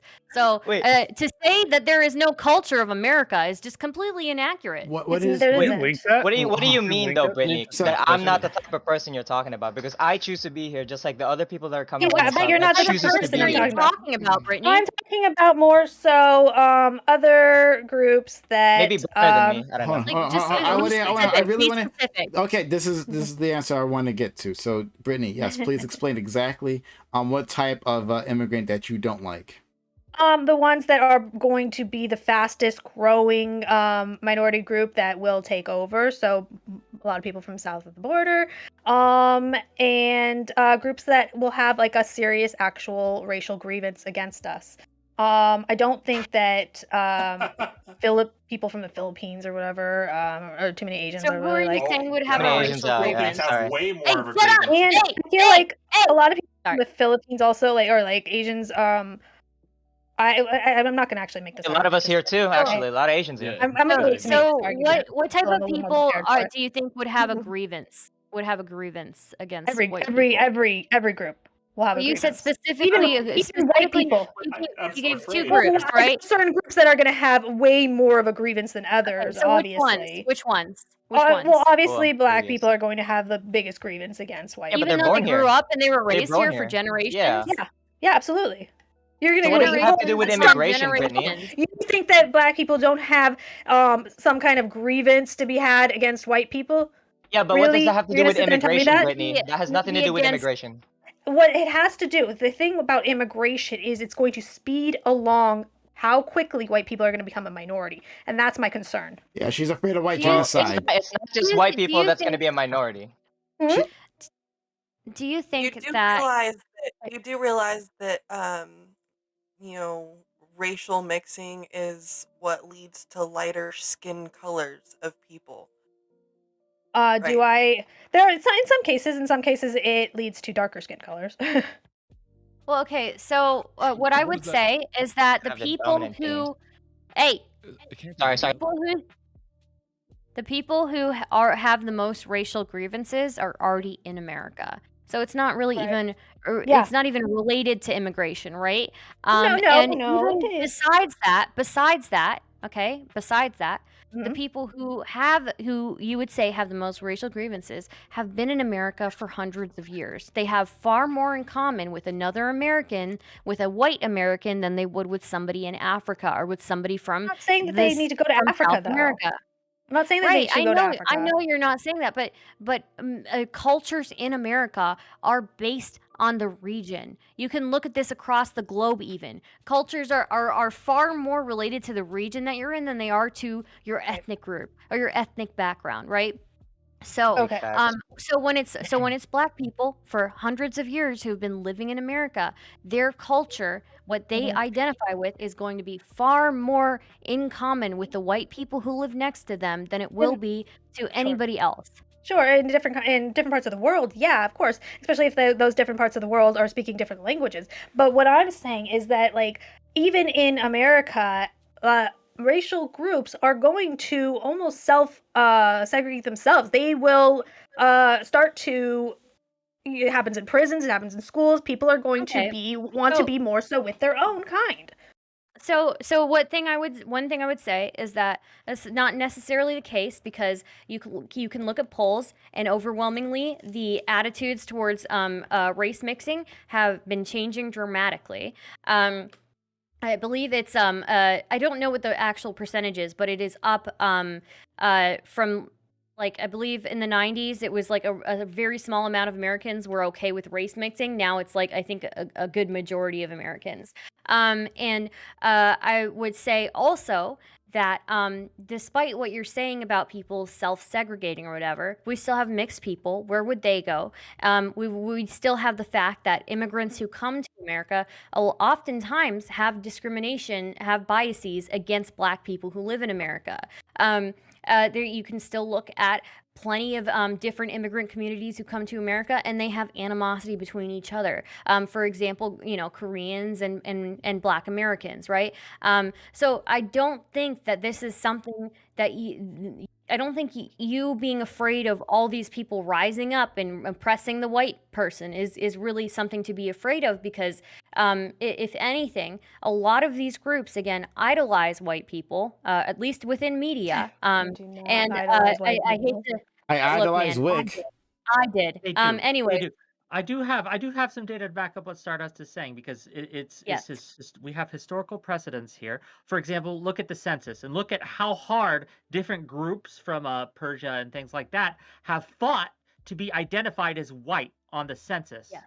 They had to fight I have no for idea that, about that. and that's what they did. They Okay, fought to I be don't know about. identified. But Yeah, this okay. is facts. This has happened. So Sure, instead for now, of though, having for now. grievances against us, Let they've me wanted finish. to join us. They've Okay. wanted to become part of us. Sure. When people have viewed white people having the privilege is that, like, they are losing very, very quickly. So yeah, a lot of people might have wanted to have that be identifying as white at one point, but that is quickly changing, and that's Very what worries me, is the recent. fact that we are So still they're in the not majority. the right white people, right? Is that right? Okay. Interracial means. porn. Okay, can we talk about interracial Uh-oh. porn being one of the most No. popular Jesus. Are we doing I that? mean, come on. Why Is there not? even any data to bore out about racial grievances in Go, America? No, Like, can we just go ahead. Go ahead. Of course, there's none. Dan's been trying to get in. Go ahead, Dan. Yeah, I want to get. I wanted to keep bringing up the Hawaiian thing because it makes absolutely the most sense to explaining Brit's case of what she thinks is going to happen. As currently most of Native Hawaiians run the government of Hawaii. They have I gotta ask, why do you keep saying Hawaii like that? They have a lot of the people who currently run the government of Hawaii definitely do have a lot of grievances historically, as the United States did overthrow their monarchy in a very bloody way. Very recent too. Very recent too, and like in either way, they still are fine with speaking English. There hasn't been like those many like nationalist ethnic groups as they have been as you probably would expect, like murder all the white people, put them on spikes or whatnot, and even including that, they have elected a lot of minority people to offices, even specifically important ones, like in the U.S. Senate in Hawaii.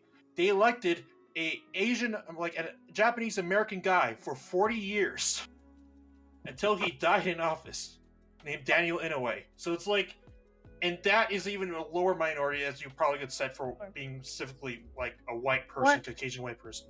So much of this whole entire conclusion that you made doesn't even work on the general scale of what has happened so far in many of the states. Hold on, you said Hawaii. Sorry, did you say Hawaii? They elected someone. Hawaii. They elected a Japanese American. But there's a lot of Japanese. I'm guessing there's a larger Japanese population there, right?